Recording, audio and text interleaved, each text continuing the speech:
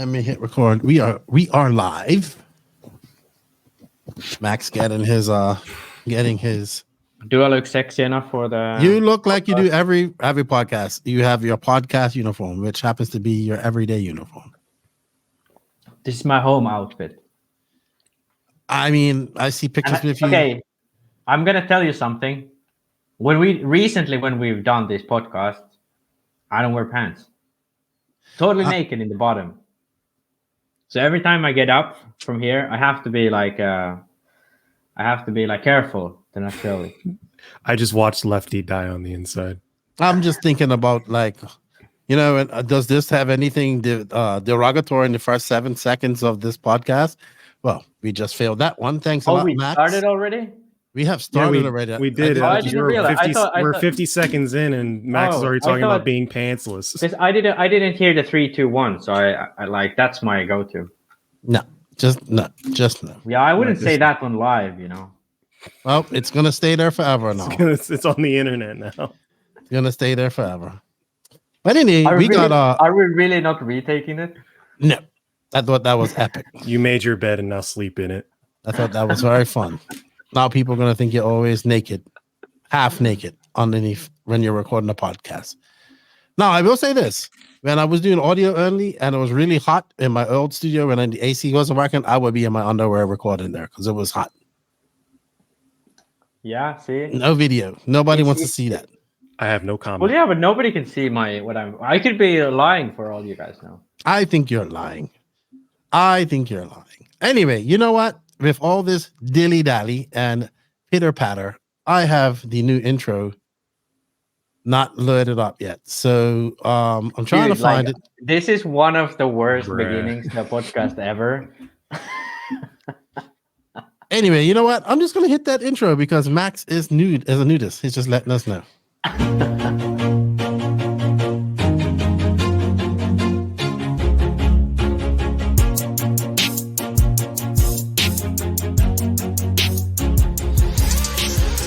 Nitro is the glory, but e-buggy pays the bills.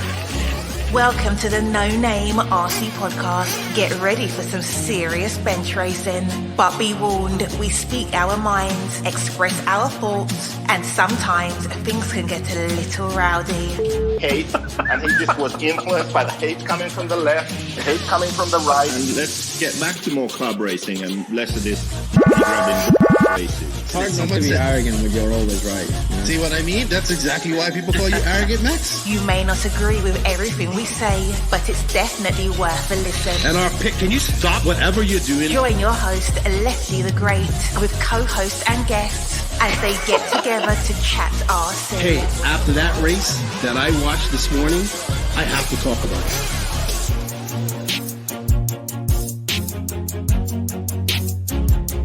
Here we go. $100 right here, $100 throw. Oh no! I like this.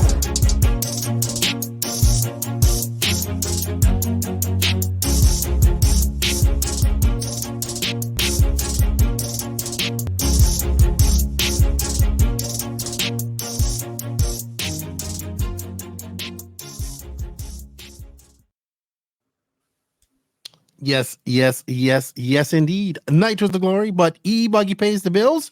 What's going on, everybody? Welcome to episode number 273 of the No Name RC podcast. Joining me this week is everybody's favorite host of the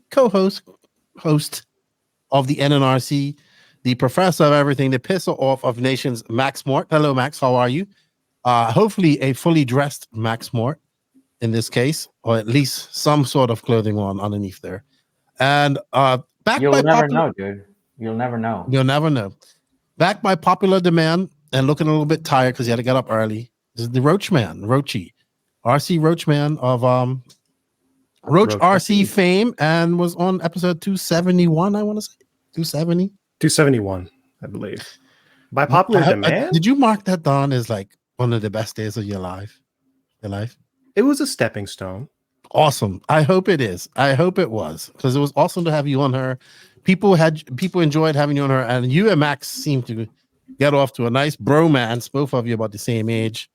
And I thought That we'd have you back started- on her. That started when I went on his show on YouTube. Absolutely. The show that I have not been on yet. Yeah, I'm not good at interviews live. It didn't- doesn't have did to we be do live. It live? can be recorded. It could be recorded, yeah. I love recording because recording always lets people be a little bit more relaxed. Because when you have to do live, you say something, it never comes back. Like live with Max and JQ is very dangerous. Oh yeah, the thing with me, and I bet the thing with JQ too, is when it's live, I think I'm more, They're trying to one up each other. Yeah, trying to but one-up also each like even when we're just two of us and it's live, I'm kind of more out there because I can immediately see the reaction of people in the comments. When we're doing this, like I can say any type of shit, and I don't really know if it landed. But like when I say something on live and I see the comments come, I'm like, okay, that one was good. We need to do a live again. It boosts that engagement. That's what you need. Yeah. Yes, we need to. Well, Max, I would like to do a live with you at some point.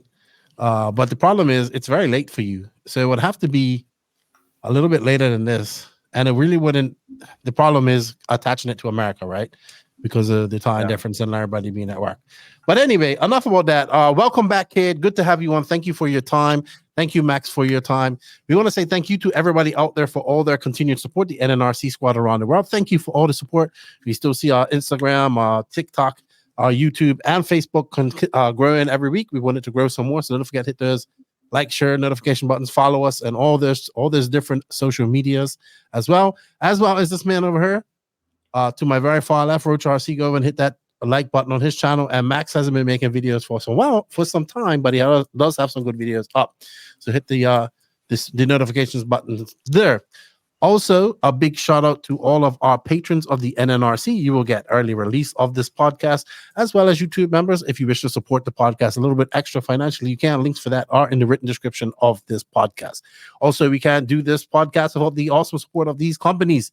Invisible Speed books are shipping. I thought I was going to have mine today. I was hoping to do an unboxing, but it has not come in. Probably later on this week. High Tech RC, Course Attack USA, Sidewinder Fuel, Mayako, Beach RC, Techno RC, Clinic RC, Stacked RC, Racecraft USA, RC Box Club, Carl RC, Elite RC Productions, who are going on to Sundance this weekend. Florida RC Championships are part of that. RC Body Armor, shout out to my boy Gene Strop Jr. if you want anything built, SJ Racing Builds, House of RC, RCGP, our drivers, David Runnerfolk, Robert Battier, Alexander Hagberg, Matty G, Pekko Ivanen, who's got long hair now too, and Yuna Hattinen, who was involved in some controversy this past weekend. Max wants to talk about that, and we will. Let me just say some shout outs real quick. Where we had some birthdays. If I missed you, I might have said you last week. Happy birthday, Axel Owen. Made it a point to message me. Did I make the birthday shout outs? I said, I can't remember. But he's now in Puerto Rico having fun. Tim Barv, happy birthday to you. Ed Zialox, Zach Carr, Dick Weekly. Good dude, Richard Weekly, otherwise known as Dick Weekly. It's his birthday as well this weekend. Happy birthday to him or today. Good dude, awesome dude. Sean Miller, John Mooney Jr., Moritz Lottenbach. That's a guy who need to get on the podcast. Big shout out to Miller Freud, who is recovering from his surgery this past a couple weeks ago. He has a little bit of a road ahead of him to get back. One of the fast off his racers who just had a tumor removed was found non-cancerous as well. So that's always a great thing. And good luck in your recovery, Miller. And we look forward to seeing you on the track. And good luck to everybody at FRCC. Safe travels to everybody going to Sundances this weekend and that red clay of Florida.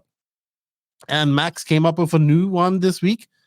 Welcome to the world. Congratulations to Robert Battier Sanchez and his significant other on the birth of their beautiful baby boy, baby Niels. Robert is a father. Life is about to change for him. I think that's good. About that because neither are your fathers. Yeah, I kind of love how you said that. Ina said that, with I don't know the wording for this in English, but from experience, From experience. Like, From experience. You know who else is about to have a baby? Ty Tessman. And he was recently on EKJ 24,000, the other podcast, the RC podcast launch that Kate also frequents. My boy Corey Jordan, Steve Harris, and those guys are part of that.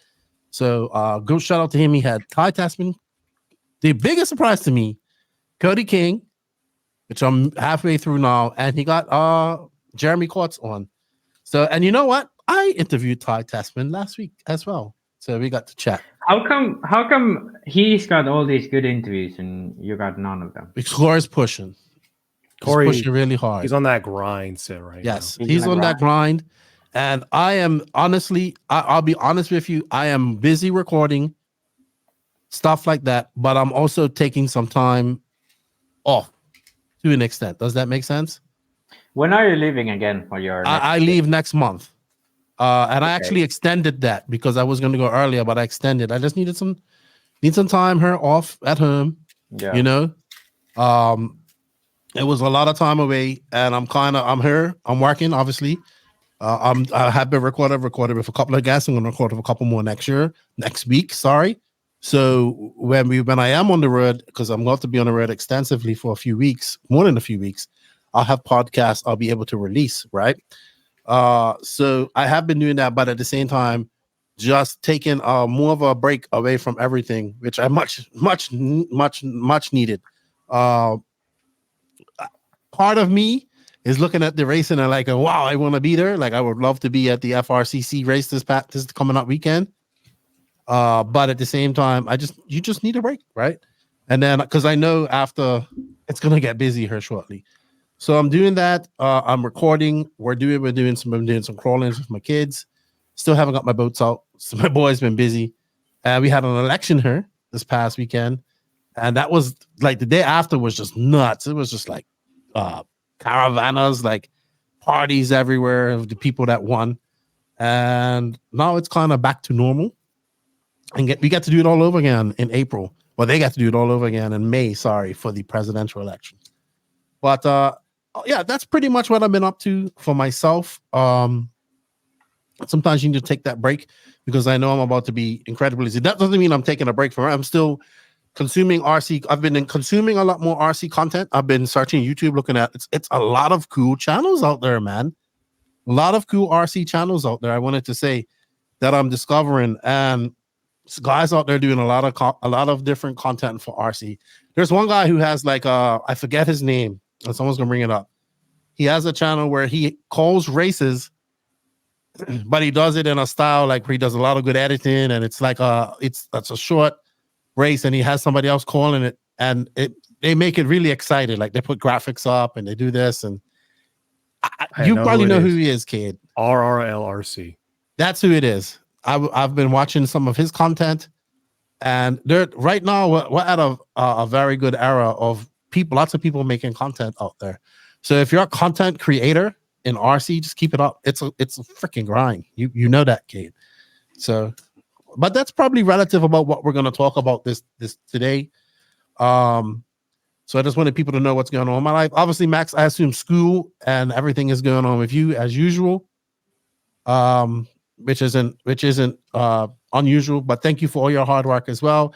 And Cade, you are working as well. Another young man that's working, starting a new career, apprenticeship, and all that stuff. So as well as, but Cade, have you been able to get to do any racing lately? Last weekend, yes. Okay, so where did you go? I went to, again, my local track, Loganville RC Complex. You're rolling your eyes, I know. Me? No, I've never been to Loganville. Oh, it's a really good track. Yeah, I've never been. It's like a little bit east of Atlanta, a couple miles east of Atlanta. Cole Caston races there, Cole Ogden races there, Cade Burnett, and a couple others. I'm definitely Aiden Ridgway as well. Okay.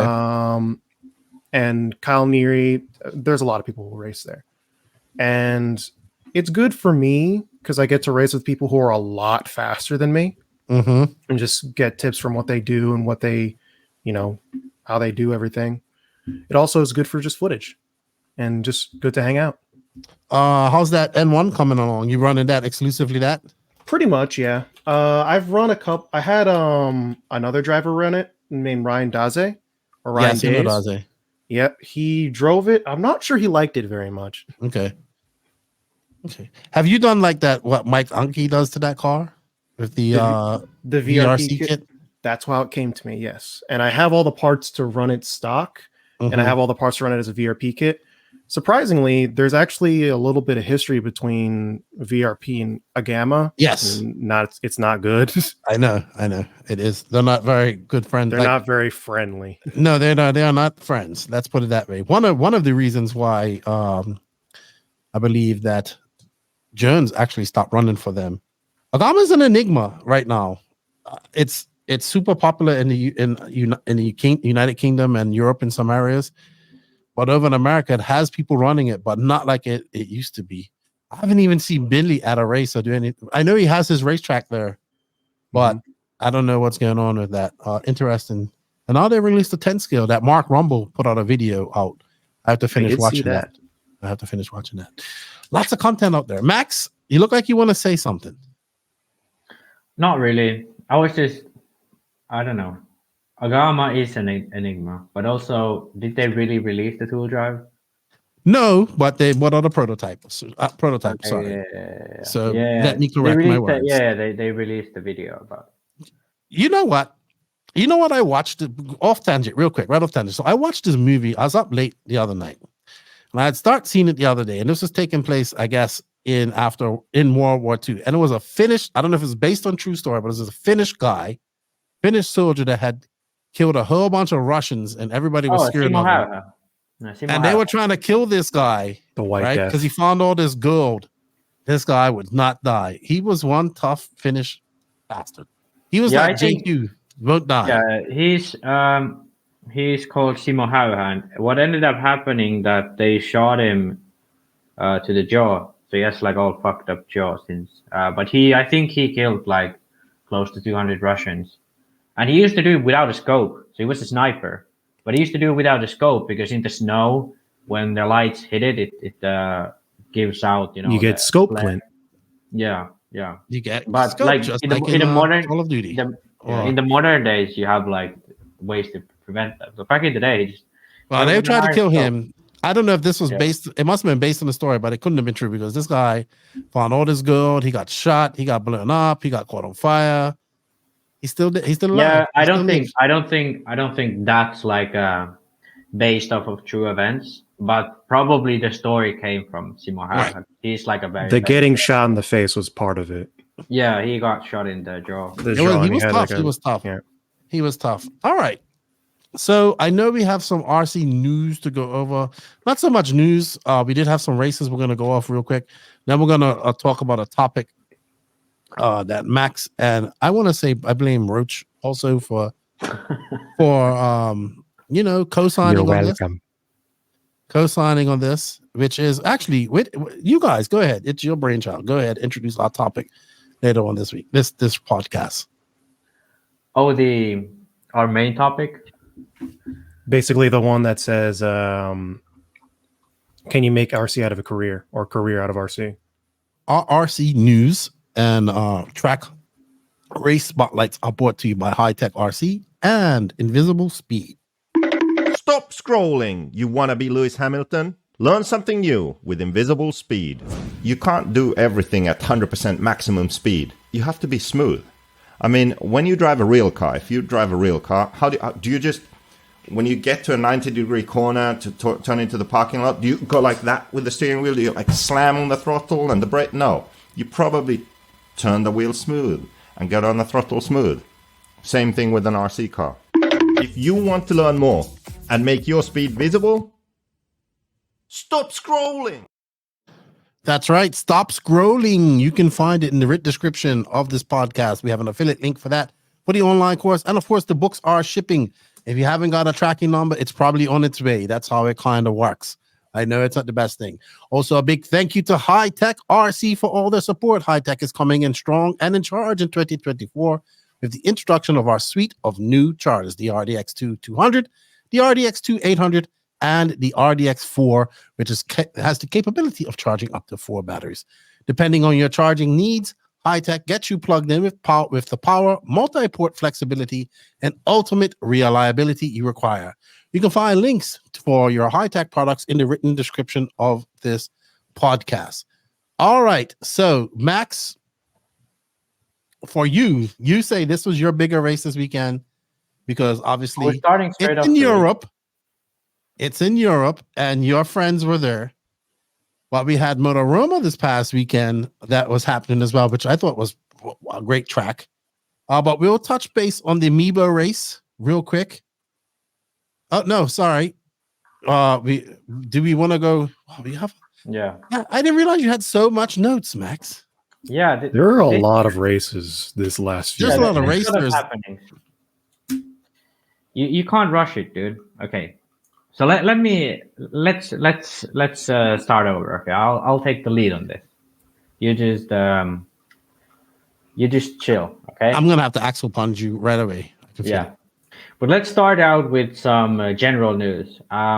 Good thing that happened last week. Live RC released some original content. I did see that. They released a new video called "It's New, Really Better," where they had interviews of many people. For example, Thomas Strand and Brent Thielke, Cavallari was there. All of these guys. It was nice, fresh thing to see. I think we kind of lost that. Back in the day, there was this. Like every week, Aaron Waldron released something. Was it?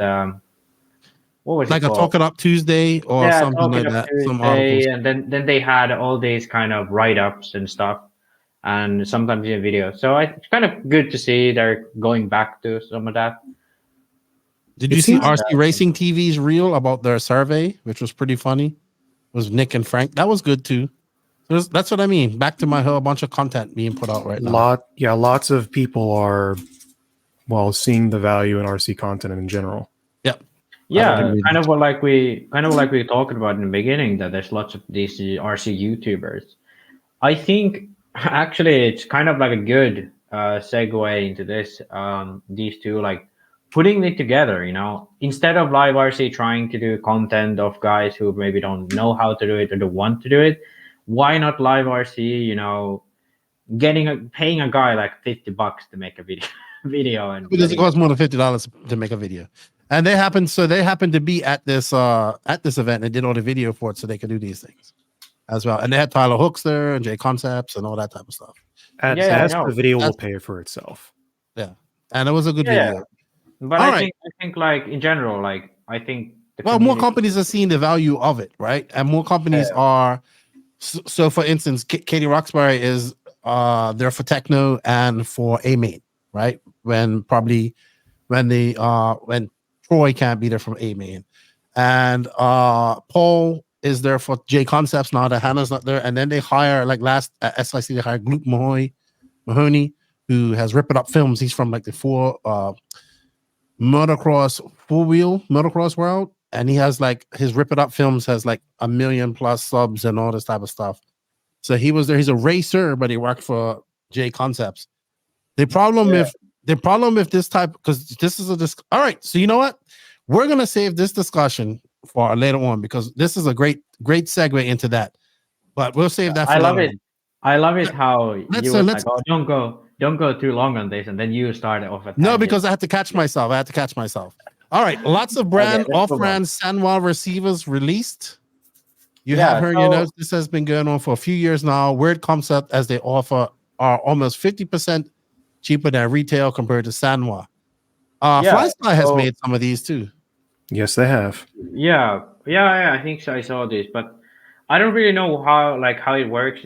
It's for sure they aren't buying them from Sanwa, so it's kind of some form of Chinese copying thing. But it's a very interesting thing that's happened quite recently. You remember the MRT transponder with the clones of the AMB ones? That was kind of an old thing, but it's made to work. I wonder if Sanwa is looking for to block this thing, like somehow make the connection in a way that blocks maybe. But FlySky's been doing this for a long time. Yeah, I think what's happening is that like a lot of companies are starting to realize that, hey, FlySky is coming out with a lot of really cheap receivers and cheap transmitters, and they need to compete because they don't have a monopoly on it anymore. Yeah, but it's weird because like a few brands that have like just this week released, one was Rodok and then OneUp. So to me, like they have nothing to do with receivers. I think they're just But they're getting them out of China somewhere in a big batch. Yeah. Let's say out of 1,800 work properly, maybe. And then they're selling them, maybe not that much, but you get what I'm saying. But I assume the quality is still good. Like otherwise, people would be using them. I think I'd have to hold one in my hand for it to be. I think for like electric racing and indoor small tracks where you ain't going too far away from your car and all that type of stuff, and they give the same response and whatnot, they're great. Would I trust one of them in my RC boat, which runs on gas and goes many hundreds of yards away from me? No. Yeah, it's interesting, but I think it's a thing that we kind of have never talked about on the podcast. When I saw these two being released, it was interesting because it's relatively new to see them, from official, sellers. Like, you can order them from Hobby King in China, but that's pretty much like you can order anything from AliExpress. It's that kind of thing. But in the Western market, it hasn't really existed before. Okay. Anything you want to add, Roach, before we move on? I think it's probably a good thing because a lot of people will look at it and say, hey, they're actually trying to bring down prices to compete with other companies like FlySky. Mm. Yeah. How much are one of these receivers then? Am I looking? Let's see how much is the one not receiving. I think I can't come with exact values, but off the top of my head, from last I checked, I think Sanva is like 90 to 120 a piece. And then the Rodog ones was like, I'd like to say it was like really cheap, like 40, but I think it was like around 40 to 60. So pretty much 50% off, of the price. Last I checked. So you have Hobby Wing released new stock ESC. Who put this on? Was this Roach or you? No, I put it down. Let me show you this. Oh my, you are going right. You have look, Roach. He is converted completely to stock racing. No. It's not about it being stock, but just look at how freaking tiny that thing is. It's a very small boy right there. Yeah, like for those guys who are listening to this in audio, effectively, like if you have your old Hobby Wing Speedo, the height of where the button is now is pretty much the height of the whole Speedo. Like the wires come up higher than the top of the Speedo. Think like the size of like a large receiver from back in the day. Yeah. I think like the OG Futaba receivers were bigger than this. Obviously, it's probably heavier still because it's made of aluminum. But dang, that's a small Speedo. That's a small boy right there. Yeah, and very low center of gravity. Because I remember when Corsair came out, that was like big thing over there. That it's a low center of gravity. Well, this one is on the next level of that. So I think when I saw this, I was like, wow. So it's interesting to see if other manufacturers have any chance to compete with Hobby Wing, especially with this type of stuff. Okay. But it is very small. People will like that. Less weight in their car. That way they can move more late. Trinity releases the new Slot Machine 2. Updated version is now available for the exchange and if customers. So that's good. Trinity got on that and fixed that pretty good. Yeah, I think the main thing why I wanted to bring this up was because every single one who has the old one, remember to exchange your ones because it's been a while since they made that announcement. And I think it's good. This is your public service announcement. Yeah, this is your public service announcement that if you got fucked over by the old slot machine and you got the faulty one, now is your time to get you a new one. Because it's good to hold companies responsible for things. There we go. You ain't a slot machine user, are you, kid? You don't have any of the older slot machines. No, I ran mod because I'm a man. There you go. Really, R1 works titanium nuts, Max. Are you geeking out on titanium nuts? Well, I know you like nuts. Okay, you're a nut man. You're gonna love my nuts. You especially love hanging on my nuts, okay? So and my nuts, they are made out of titanium, okay? No, in a serious note, it was interesting to see this because we've seen like aluminum ones. And by the way, Roach, I don't know which way you pronounce it, but that's the correct way. Listen, there's a reason why we call it. Okay, so side tangent. The reason why they called it aluminium is because that was one of the original name was aluminum, but they switched it to aluminium. Americans never got that news. No. It was Okay, the other okay, way okay, okay. around. I think I it's believe the it's other the way other around. way around. But even Americans write it aluminium, but they pronounce it aluminum. We read it aluminum. Really? I don't. Yes, we I do. think Just like how we Not write checks officially. with not a QWE or not WE, UE. Okay. Let's stop with this. We're not. Wasn't this one girl who was like a grammar girl? I saw a post about it. Josie. Josie, yeah. Josie Maybe she Patterson, could. grammar Yeah, police. She's a teacher. shout out to her, so she could maybe correct us on this. But it's aluminium, that's for sure. Okay, but back to the nuts. You know, I think main reason I brought this up because I've never seen this before. Because You've never seen titanium nuts. You've never seen titanium nuts. I haven't. I can't believe they In our- made news.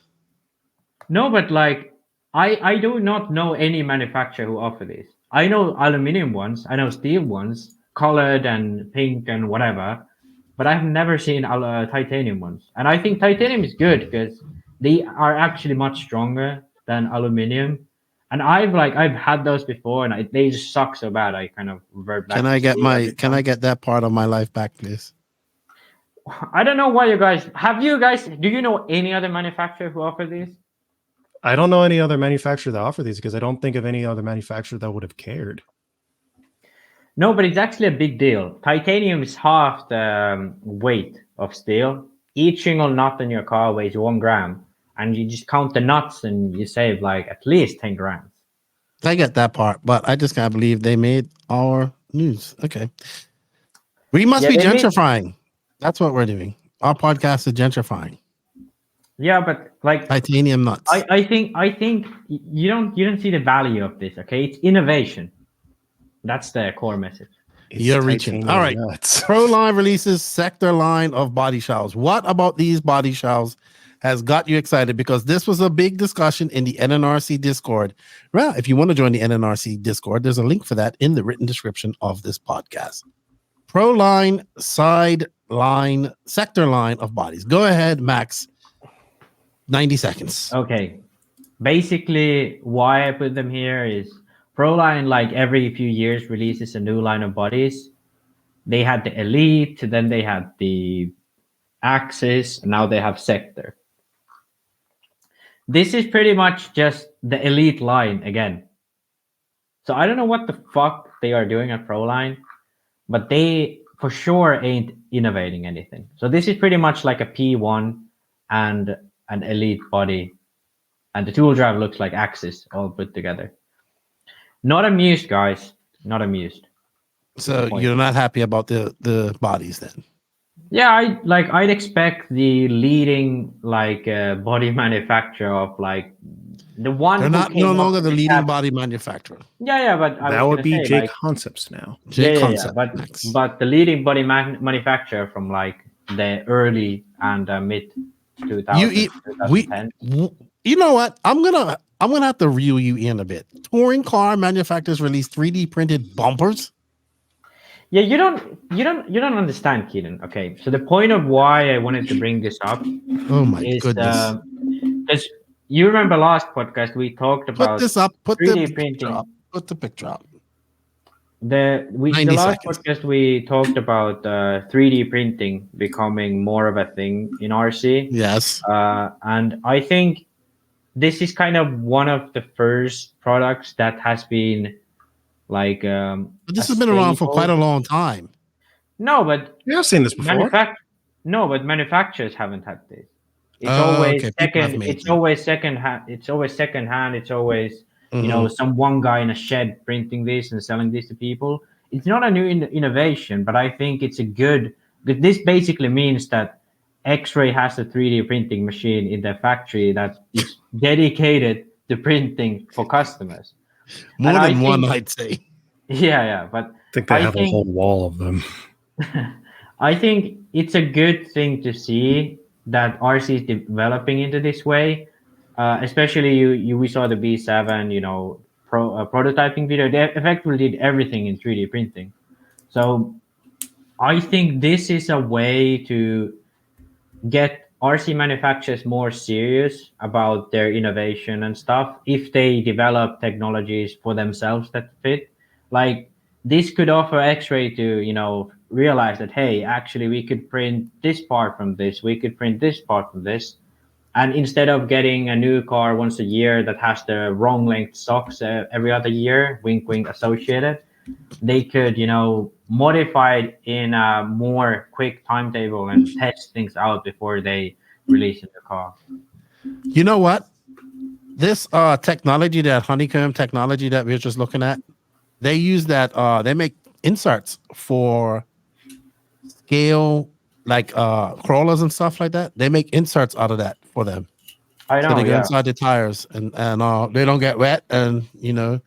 Well, obviously they get wet, but they dry out faster and stuff like that. Mm-hmm. So that's pretty cool. I would give that. That was better than titanium nuts. Okay. Here we go. People were freaking out about this. This is the grand finale of our news. And even though you didn't like the titanium nuts, I bet titanium nuts are almost as big of a deal as this. But this needs some explanation so people understand what's going on. So explain to everybody what we're looking at, please. We're looking at a new air filter released by Ultimate Racing called the Air Max. Okay, not a Nike shoe. It's an air filter.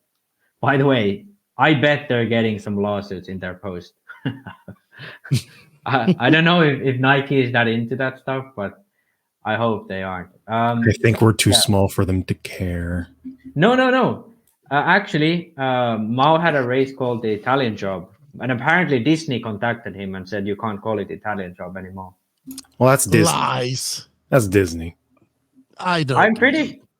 No way. You need to ask Mao. But he had to change his name because someone contacted him and said that you don't have the rights to his name. You need to ask Mao. But I'm pretty sure I heard it from him. Okay, and Italians never lie. Go ahead. Finish off about the air filter. Back to the air filter. So this kind of air filter craze happened after in Europe we switched to the 12% nitro fuel. And the big issue for many people was that, you know, there's a lack of power.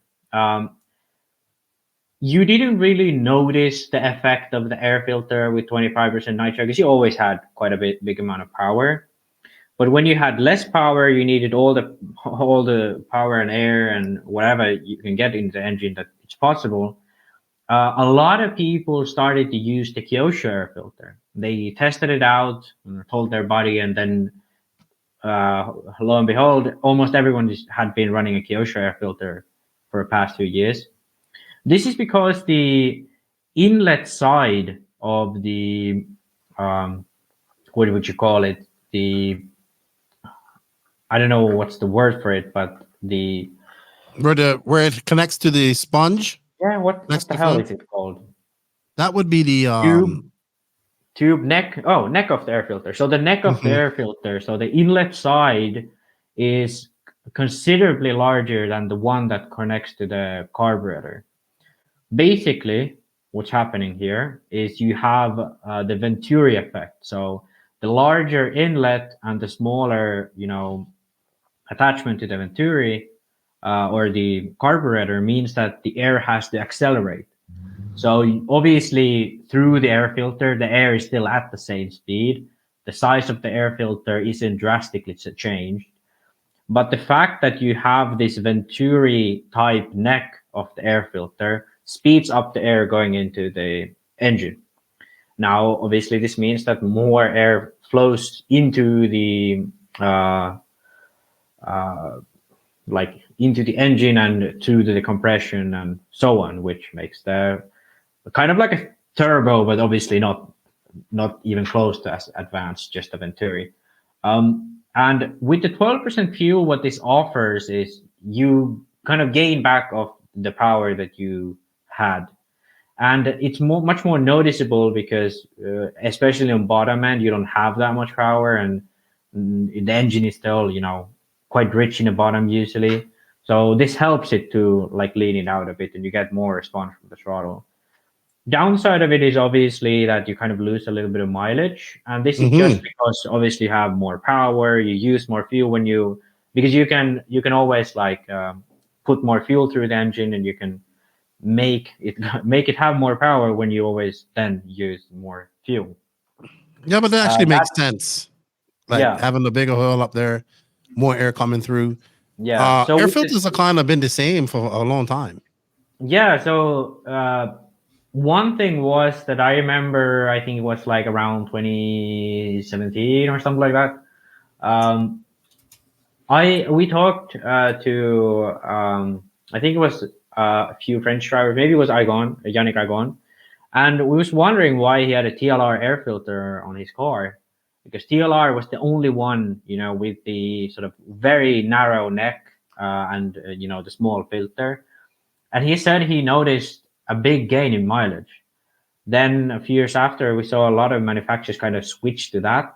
I'm pretty sure almost everyone has that type of filter. Yeah, I would agree. And then now when we move back to 12%, we kind of realized that, we need the power again instead of the mileage. So now we're moving to these big Venturi effect ones. Innovation is an oval. Yeah, but I think it's an interesting concept. The Mayako one has the standard, so I run the standard one, and I personally don't really need this one. Pecco has run the Kyosho one with 12% fuel, but I don't know. I kind of enjoy having a bit more mileage on low grip. The 12%, in my opinion, has enough power anyway. But yeah, it's an interesting sort of thing to see happen because I think now this kind of prompts up more testing around this. And absolutely, like Mario Rossi said from Reds, I think the carburetor is the part of the engine that still can be improved. It's not like the pistons and the porting and all this stuff. Like, you can't do it that many ways, and there are optimal ways of doing it. They're all pretty much similar.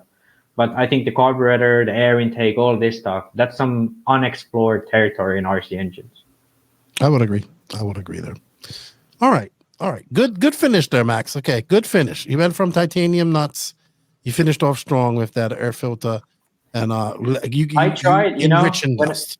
When I was making the notes, I was like, let me put the titanium nuts first, but then you're just gonna skip that. So I had to hide it in the middle, So we kind of get going, happy week speedo, look at that speedo, and then you look at it, titanium nuts, and you can't skip it, because you already said it out loud. I'm gonna axle plunge you now, but you know what, guys? Don't forget to do this: hit that sub notification and like button.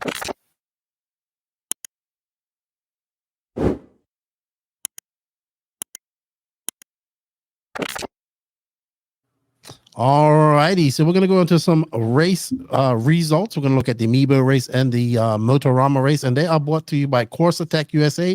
CourseAttack USA is your one-stop shop for all things CourseAttack in the United States of America. You can now purchase all the CourseAttack range of products for nitro and electric-powered vehicles and accessories used by world and European champions David Ronnefag and Robert Badier. Established in 2022, CourseAttack was founded by Adrian Bartin, three-time IFMAR world champion and in GP, and Oscar Jansen for the electronic stuff. He's a five-time European champion in electric classes. CourseAttack was made by racers for racers, all available in the USA now. You can find links for that in the written description of this podcast. Let them know you heard about it from the No Name RC podcast. All right, Max. So moving on after titanium nuts, I don't know how we're gonna move on and top that for the day. Let's start out with get this over with. There was a carpet race in New York. Cavallari won full drive, Cotman won tool drive, and Cotman beat Horn in both classes. The race was held in Traction Action, Plainview, New York. Yes, I met the owners of Traction Action very recently. And then the race you do want to talk about, did you want to add to any of that before we move on, Kate? You've been very quiet there. No, well, Max is like dominating. Yes. Man talked about 15 minutes about titanium nuts, and I'm still trying to get over that. It was more like 90 seconds. I timed you. I'm timing you too. I'm timing it too. Axle plunges in a plethora of axle plunges today. Okay. All right. Okay. So I had one talking point. I had one talking point about the new state off-road. That can't be right. New York State Off-Road Carpet Championships. Yep. It's Go good ahead. that Northeast the racing is getting some love from a few pros. That's Yes, good. because they had two races on up there in the Northeast this weekend, and Motoroma got some love from the 1/8 skill guys. Cavallari been racing a lot. Kaufman been racing a lot.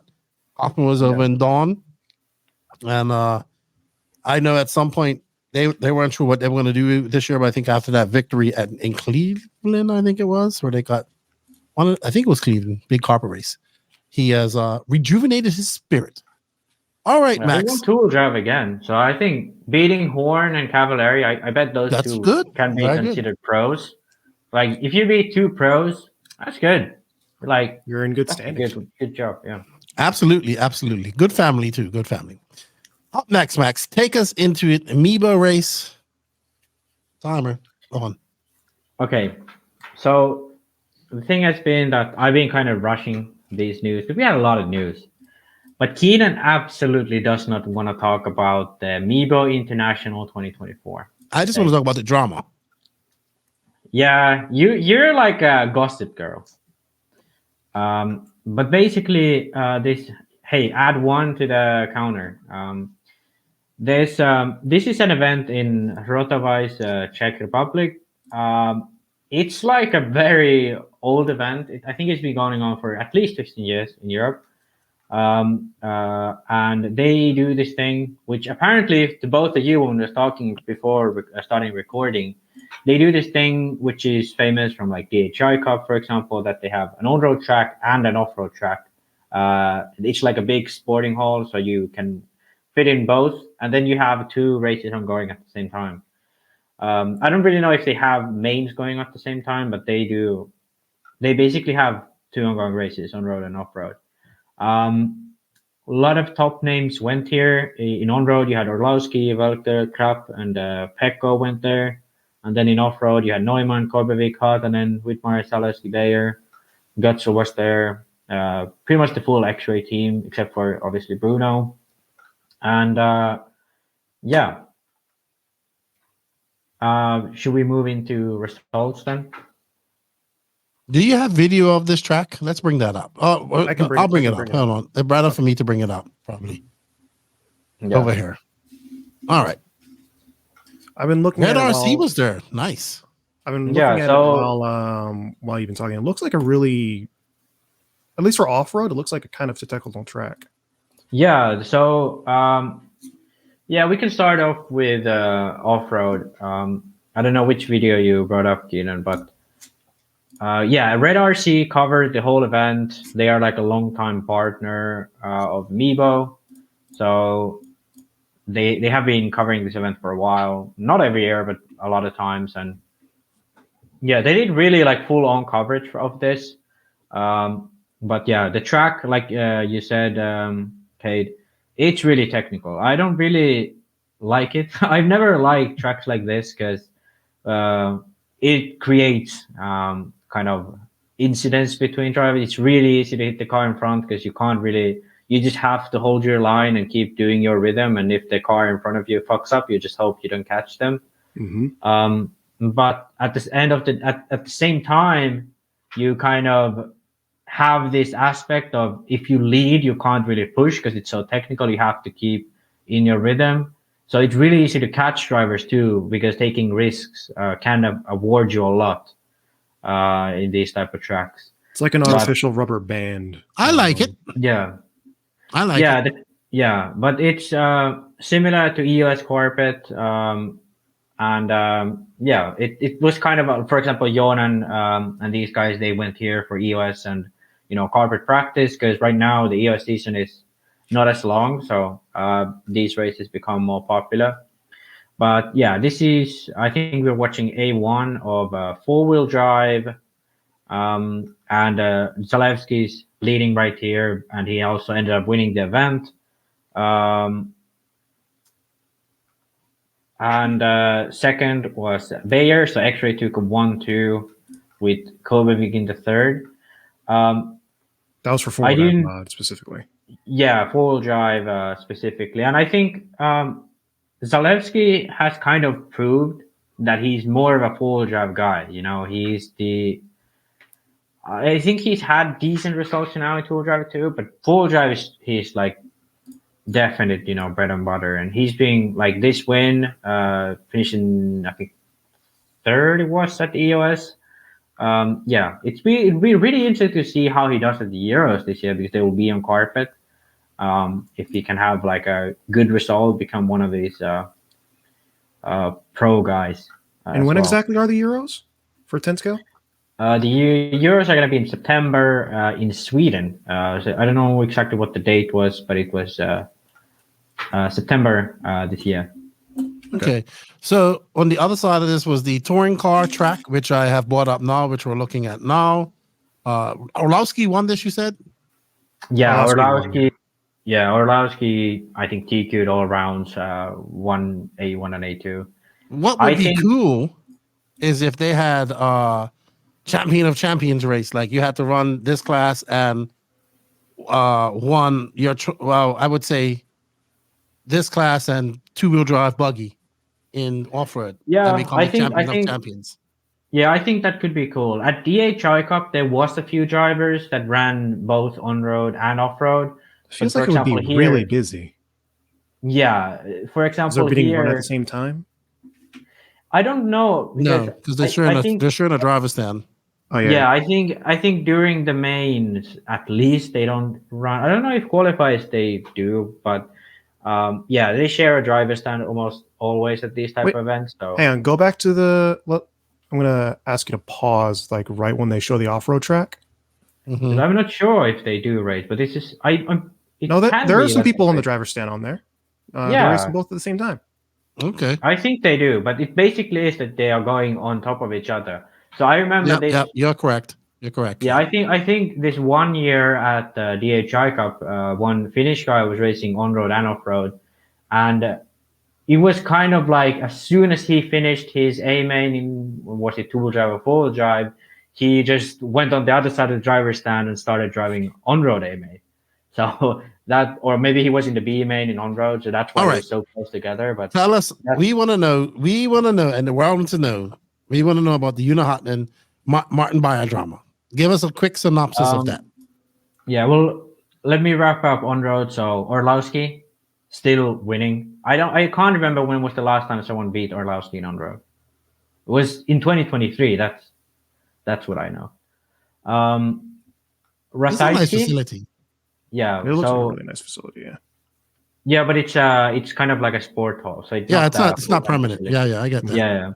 Yeah. But so Welker finished second behind Orlowski, and then Jan Ratajski. I don't know. I think Keenan, you met him at the nice guy from Germany. Yeah, so he has like really surprised me as of late, because he's been putting the fight up to these like pro on-road drivers. And I think it's interesting because he has a family. I believe he has a full-time job, and he races RC. So it's interesting to see him doing so well. I don't really know. He also made the finals at the Worlds in touring 12 scale. Yeah, so he's really looking strong. Then shout out to Pekko. He finished fourth here. And one thing that was interesting, Schumacher having a prototype car. Yeah, so they have now officially said that they are running a prototype, and they was teasing it online. So I'm assuming a Schumacher on-road, especially touring car that has been putting Orlowski in this winning streak, is coming out rather shortly in the future. So it'd be interesting to see if they have made up something new and innovative to make Orlowski so successful as of late. Okay, now Keenan. Now we can move to dual drive mod. Okay, and the interesting thing about this, I think you should bring up A3, and you can actually go up to the last minute of the race. Okay, you're ready. This is A2 now, but kind of the drama started from A2. So we have Joona leading here in A2. He qualified second with Kobovic TQing. All of the tool drive mains were really chaotic. There was like 5-car train or maybe even 6-car train at times, at these tool drive mains, and it like people get pitting each other. I don't know why the referee, or they didn't really have any refereeing. They didn't give any penalties, so it kind of kept getting worse at each main, and it kind of culminated in A3. But right now we're watching A2 where Joona is leading. It's I think a few laps to go to the end. Joona goes a little bit wide. I think it's on the next lap. Joona goes a little bit wide on the right-hand side of the track right before the wall, and Bayer in second place pretty much takes him out. So Joona gets dropped down to second. I think if you're watching this on video, you'll see it right now. Bayer hits him on the inside, gets by Joona, and that puts Kobevic behind in third, really close. Now we're gonna get some more drama. Let it play. We're gonna have some more drama here. Keenan scrolled it back a little, so we see it again. Basically, just Bayer shoots it up and inside on the wall and T-bones. Joona gets by. Luckily, Joona stays on his wheels, but I think this is what kind of screwed up the rest of that race for him. Kobevic is in third. Joona gets on the inside of Bayer. Bayer kind of pushes him back. They tangle a little, and then Kobevic comes from the behind and hits Joona right back. This one you can actually rewind because that happens really fast. Rewind it and put that in slow motion. Yeah. So the first incident, you gotta go forwards. This is Yeah. I'm just gonna put it in slow motion. Tranquilo. Yeah. So the first incident, to be honest, wasn't that big of a deal because Joona didn't suffer much. But I mean, it's a proper T-bone really from Bayer onto the wall if you look at that. But luckily for Joona, at this point, nothing really happened. But I think the more interesting part is the next one. Here we have it again. So Joona goes a tiny bit wide. Bayer just shoots right up the inside. He slows down the car, but it still catches Joona in the side. Just basically shoots up to the side of Joona. It looked like he was trying to slow down a lot more on the top of that, or maybe it was just gravity. But it kind of, from my perspective, I look at it and I just think, oh, just racing incident. But I think at this, he shot for the gap that closed too soon. But I guess at this level, it might not be as acceptable. Yeah, to be honest, if I was an RD or a referee, I would say race incident. But I think, kind of the reaction in A3 that we get from this, I think then that's where kind of the drama and all of that. So this was the first incident, and kind of Joona gets screwed over here in the next section. I don't know. I think this is fair racing too. It's kind of unlucky, and I think this is what I mean with technical tracks that we get. That Joona goes to the inside of Bayer here on the right-hand side of the track. He gets side by side. Bayer kind of shoots back, pushes Joona wide, and then Kobevic comes from behind and just rear ends Joona, and they both get screwed. That was, to me, that's the consequence of these really technical tight tracks. Because for any party really, Joona and Bayer are racing hard, and in my opinion here it's fair. And then Kobevic comes from behind, can't really do much. He's just keeping on his line, and he's keeping on his line, trying to push to make up positions, and then there's no way he can react to that. Yeah, because these two, Joona and Bayer, are obviously going much more slowly, and this is kind of the downside of this. But okay, can we now go to A3? And to preface this, let's actually look at why this became kind of a thing, at least online. What brought the drama? So we have Bayer's part of the interview that he gave to Red RC, and he says it was an unfair game for me. He's talking about A3, which we're going to look at shortly. And he said, I was in second place. It was good for the overall win, but got taken out by Häyhä. A proper takeout, game over. And that's very unfair, especially when the driver has no regrets. I know it can happen to anyone, but when you go to the driver after they are okay with what they did, it's even more frustrating. Okay, so I don't know about that part. I spoke with Jonah, and he kind of didn't know what Bayer meant by that. But yeah, let's look at A3 and see what the stake was, as they say. Let's see what brought about such powerful words. Yeah, because I think when I saw that interview, I was like, oh, there must have been something crazy. And then looking at A2 and now saying you gotta like go to the absolute end. I think it's the last minute when this happens again. Bring a main leg 3. I'm looking at it now. Yeah. Okay, Keenan has it on the screen. Okay, it's going to be timestamp 5:06. Yeah, so we're right by. We're good. We're good. So it happens this lap. You have it on slow motion? Yeah, we do. Okay, so put it on slow motion. Actually, it's not. I lied.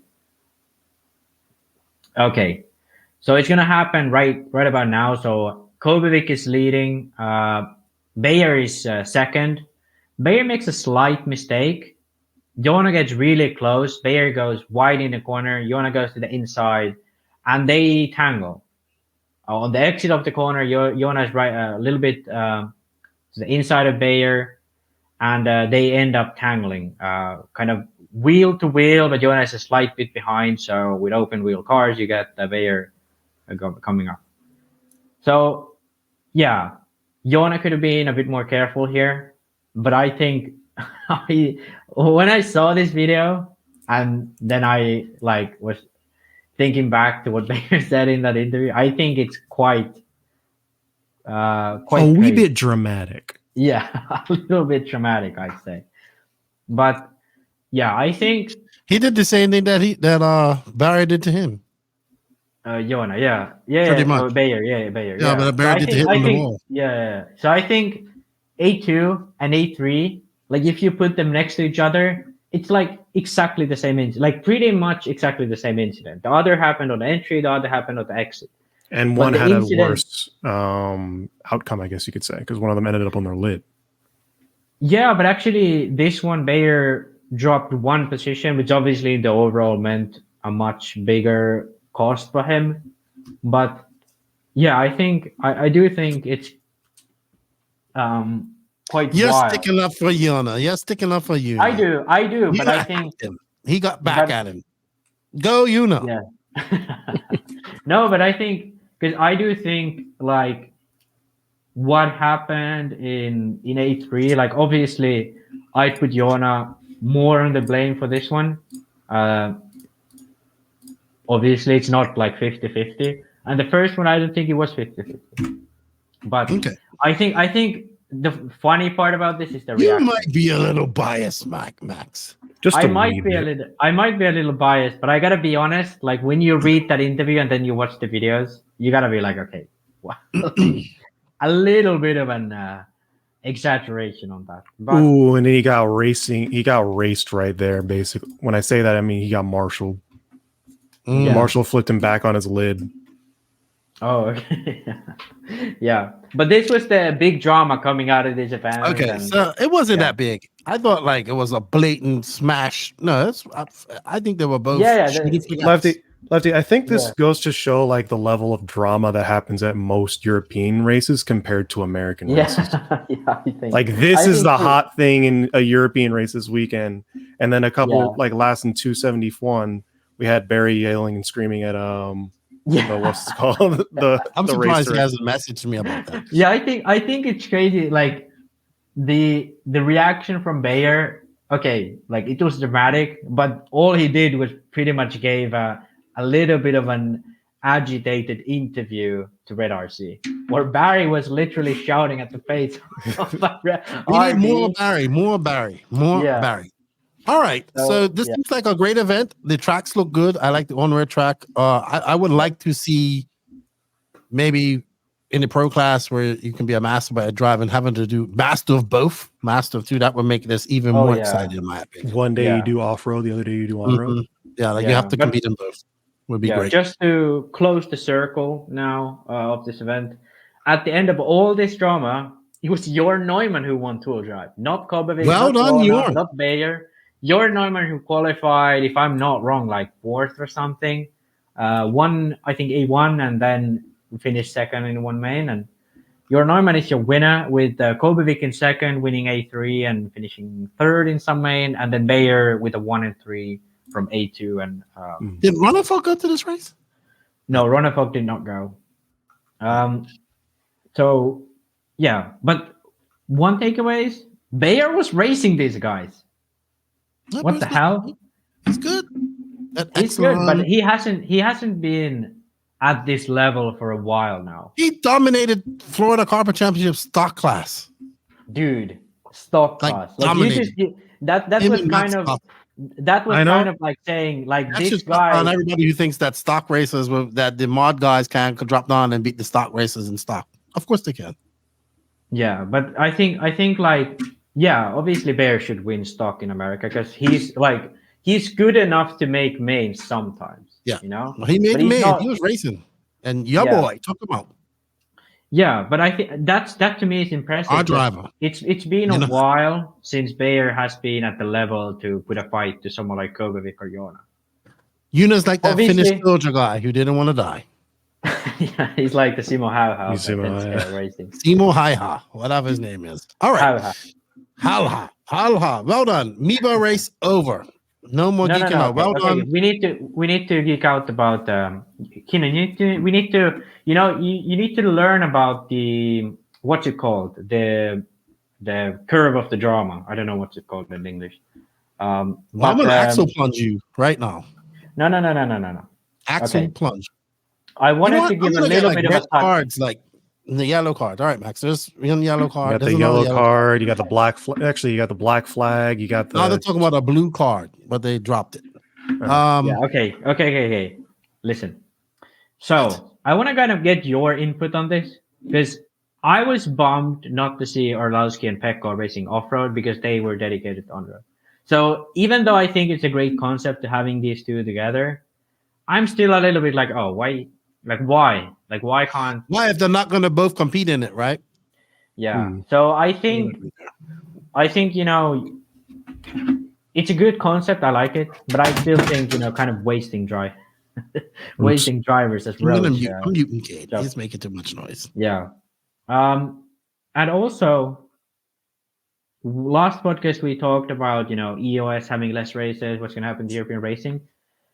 The upside of that is races like this MIBO Cup get more high level attenders again, because back in the day everyone was just running EOS and not going to anything else. But this Something year, else I will think take it was its place.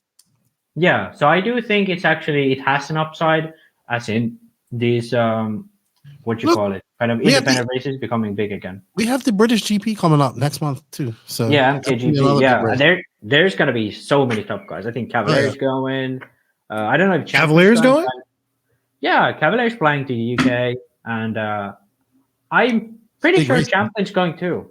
I wouldn't be Okay. surprised if it's not good. We got Champion. 2 Americans going over to a European race. That's a carpet Yeah, but race. it's in UK and they're Schumacher drivers. So it makes Let us sense. have But it, all still. right? Yeah, there we go. There we go. All right. So great race. I do agree with you, Max, with probably EOS not having as many rounds. We'll start to see some of these races starting to pop up. At least the 10 skill guys seem to go and race each other more often than I would say the 8 skill races. Dude, that's coming up in my hot and cold section. Up next, we have the big American race that happened this past weekend, which was Motoroma. This race has been happening for quite some time. I do believe so. This event takes place. There's no nitro, it's just electric, which I'm fine with because I tell you, being indoors, nitro isn't the best, especially when it gets dusty and smoky. But we do it. But they have, I think they have like arena cross going on. This is a big full-scale motocross, motor event. So they have a lot of different genres of full-scale going on. They have a big RC over race. And this race was put on. It sold out immediately. Some people were scalping tickets to this.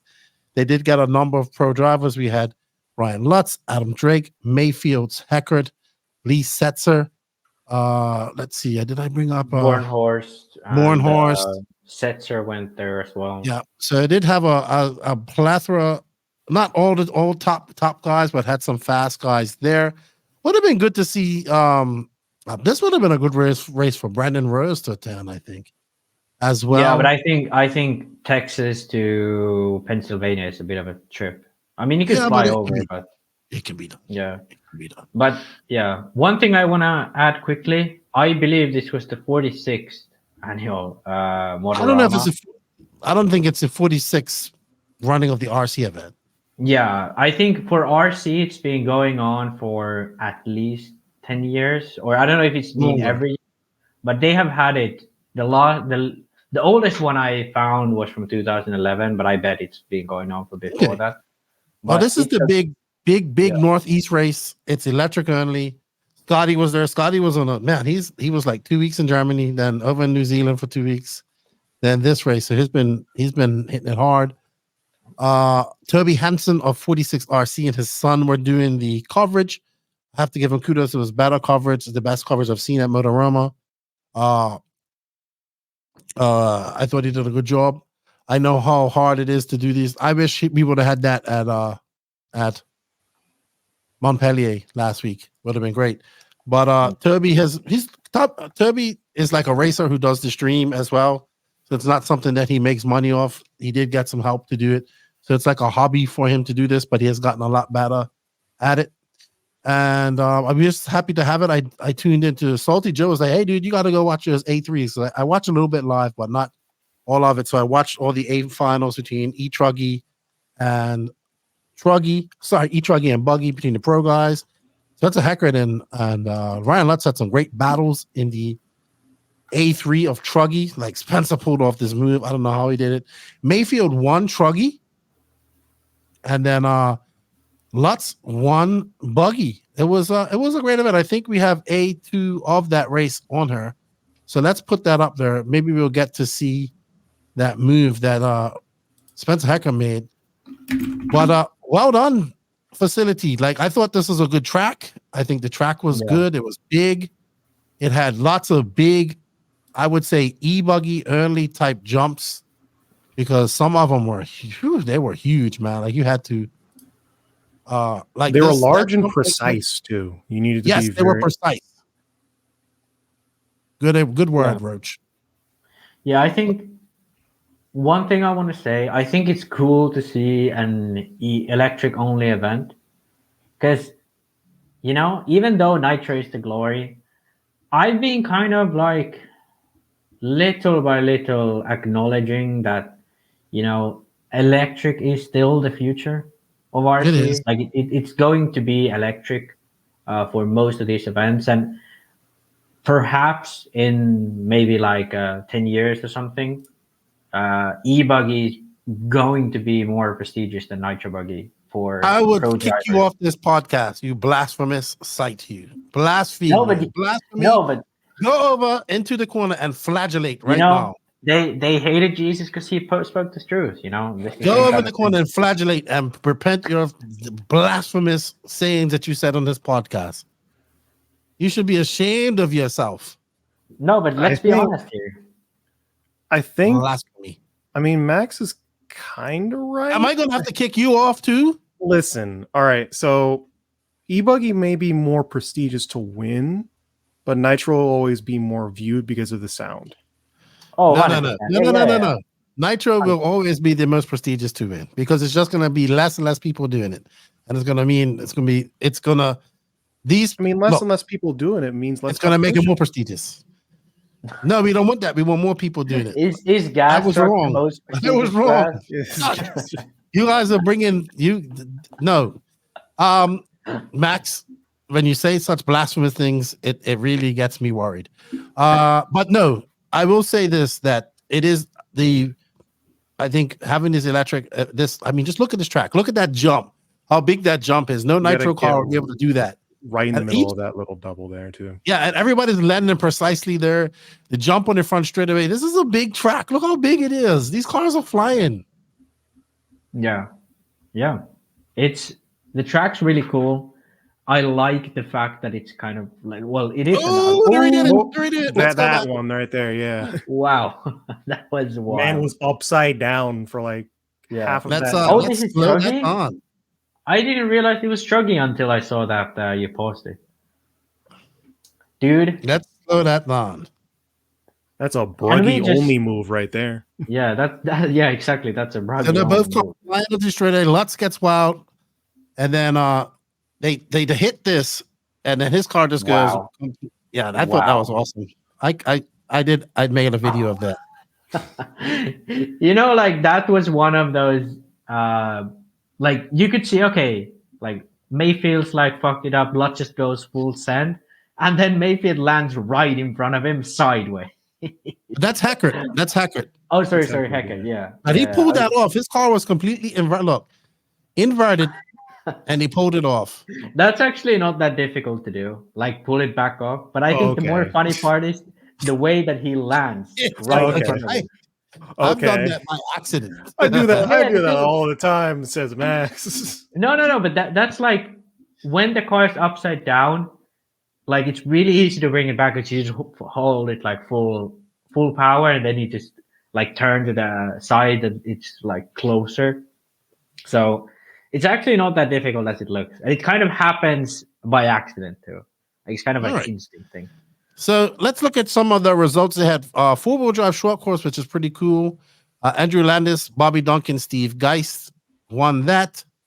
Let's go through Buggy Expert Triple A finals. Ryan Lutz, Ryan Mayfield, Spencer Hackert, Ethan Mechanic. That's a good four for him. Yeah. Joe Bornhorst, Joey Burdon, Adam Drake.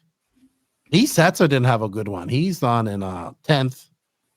All right, that was Buggy. Let's have a look at Truggy.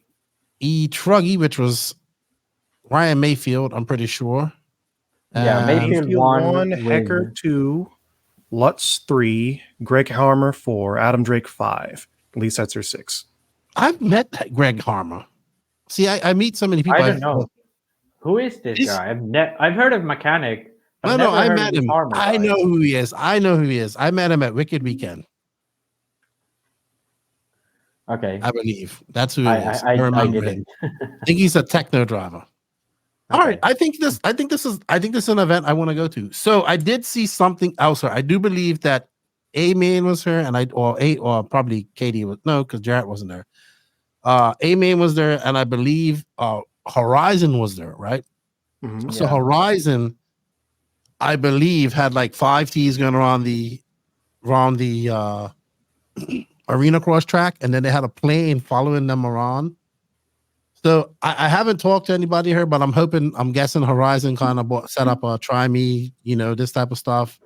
All this type of stuff that needs to go along with this type of event. Now, I saw some video where there were people in the stands as well and people watching, so that's always a good thing. Yeah,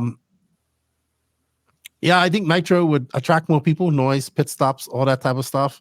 But good event, good in front of people, good for this Northeast. Great to see a lot more pro guys attending this. And yeah, it's a race I'd like to go to, I think. And it's electric only, but I can deal with that. I can dig it. Yeah. A few things I kind of What about Cade? racing-wise. Let's let Cade talk about it. I mean, Okay. from what I can see, the track, like you said, the track is effing huge. And I think this is one of those cases where Truggy seems to be better suited for a track like this. And I know that's going to make Max very angry. I mean, you're right, but I'm right. Still That's all no. I need to hear. yeah, There- still no. There you go. We can stop this podcast right now. Max said you're right. What about Lutz, man? Lutz coming off some good performances. Yeah, that's another thing I want to talk. Lutz doing well made me very happy because the first time I actually met Lutz, I tried to do an interview with him, but all the footage I had of it got corrupted. And I talked to him, I was like, hey, I'm sorry I couldn't do this. I'm like, he's like, yeah, okay, don't worry about it. And that was it. You should ask him for another interview. I will. Yeah. Eventually. I thought Probably he was next going to week. end with that. He But look at said, this, but- let's do another one. I thought but look at it. He let's take Lutz. Let's take Lutz. 3-4 years ago we had Lutz out of RC. right?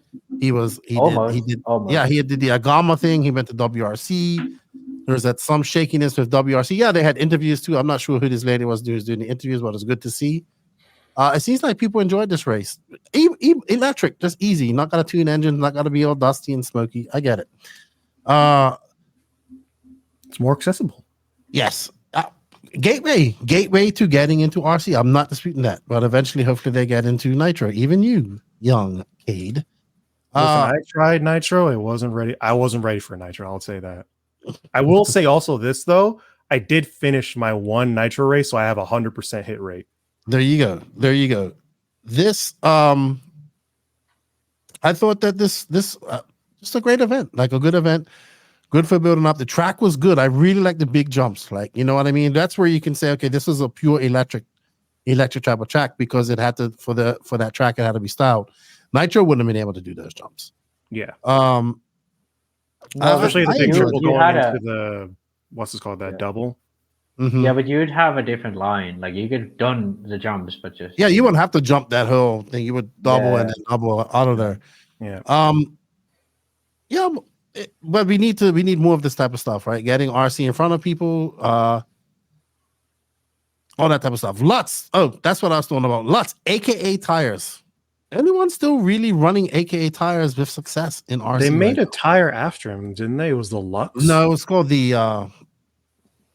It might have been after him, but it was the Lux. It was kind of like Lux. Lux, LUX.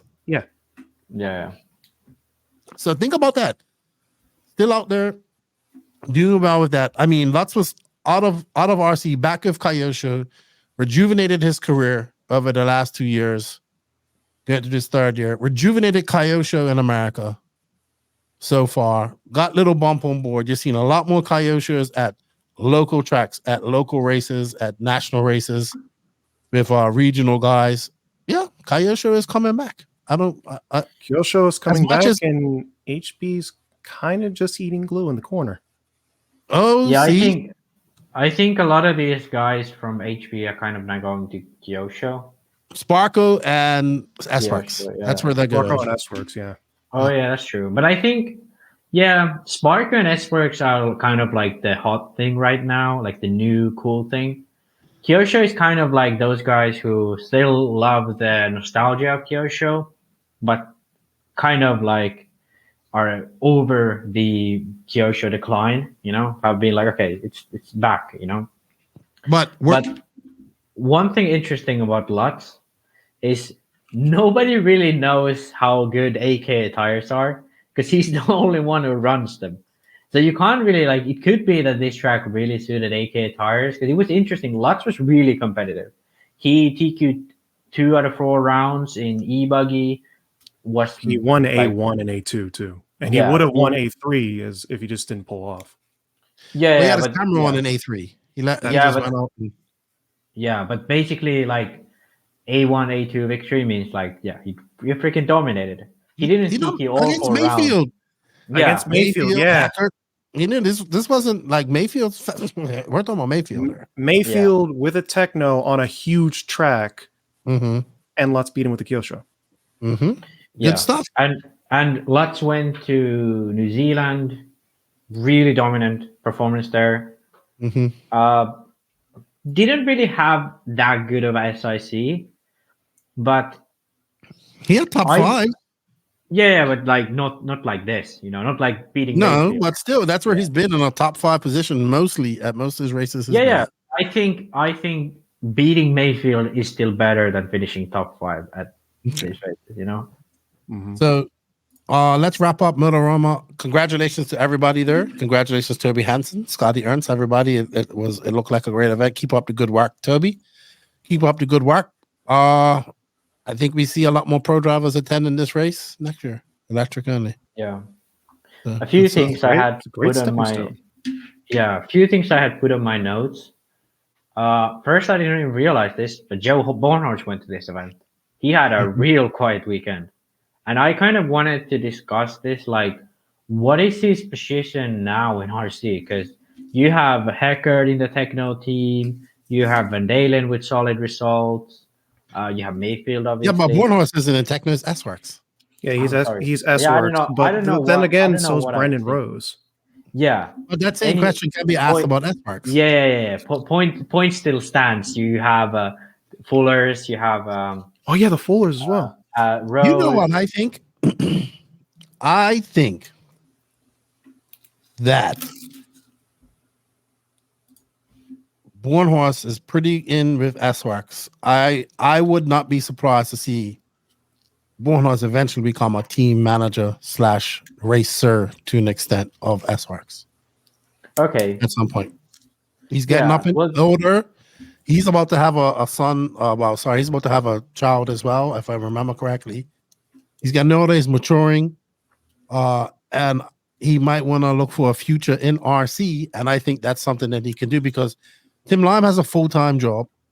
And Bornhorst would be one of those team managers that knows everything about these cars, how to set them up, all that type of stuff, and help people out like that. And he will still be able to go race one. Maybe he doesn't race all those type of classes. This is just me outwardly thinking. This is what I would be thinking. Yeah. And, That depends on whether or not he happen. That depends on whether or not he wants to get. Absolutely. Yeah. Absolutely. If he wants to stay in RC for a long period of time, because it's just not as lucrative. No, it isn't. And we're going to talk about that here shortly. Yeah. All right. But I think that was kind of what I was kind of hinting at with my question, because for sure last year he said I believe he was having some he was contemplating health issues. retirement. I heard he was contemplating retirement. But I heard like he had to miss a few races because of health issues, and then he didn't race much, and when he raced the results weren't that good. The first year of S-Works was really fast. But he's also been working very hard. He's doing a lot of 10 scale stuff. He's doing the 8 scale stuff. I mean, he was just over in Dawn.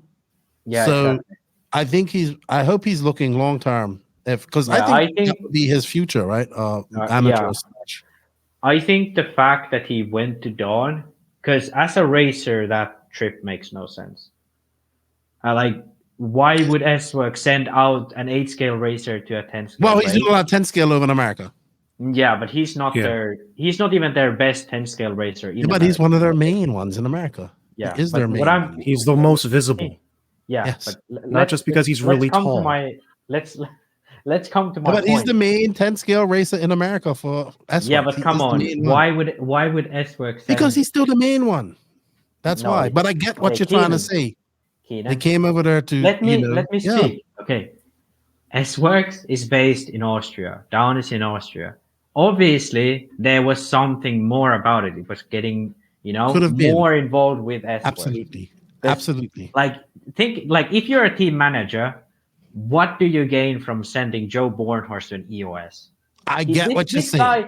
This guy has probably never raced on carpet, let alone maybe EOS like how Mitra Wittemeyer is over there. That's what his future might be, something like that. But more. Exactly. I get what you're saying. He probably went over there, had meetings, had dinner, all that type of stuff. I get it. I wouldn't, got to know the people, got to know the culture. Exactly. Make plans for the future, get more involved with the brand. And he'd be a smart person to do that. Yeah, very I smart. think kind of this recent, few months to me has pointed to that direction, because the results aren't the way of, him keeping in RC, but he still goes to places like he's gonna stay in RC. So I think I would agree with you. Is kind of like spot on, and I would be expecting some kind of announcement too, because it's definitely looking like it. Jesus, Max. All right, are we done? Are we okay with Motoroma now? Good race. Everybody agrees it was a good race. Good coverage. Decent stuff. Good racing. Good stuff. Shout out to Häyhä. Very good racing. Häyhä's been looking strong since he's moved to Techno. Well, he's doing all right. All right. Upcoming races we have this week. Oh, also a race that happened this past weekend that we. So I just wanted to touch on these races because I was saying this to Roach before you came on. The amount of coverage at races. So while this was going on, I got coverage. Tico race was going on in Costa Rica. I think like Cole Ogden and a couple of guys went down there. They didn't have any coverage. I did talk to the guys that put it on. They looked great. But they had good coverage over from a regional race or a national race at Andalusia in Spain. The coverage was great. It's that track with like that blue carpet and stuff like that. And it has like a penalty box on the side. Mm-hmm. The coverage was great. It was in Spanish, but it was great coverage, right?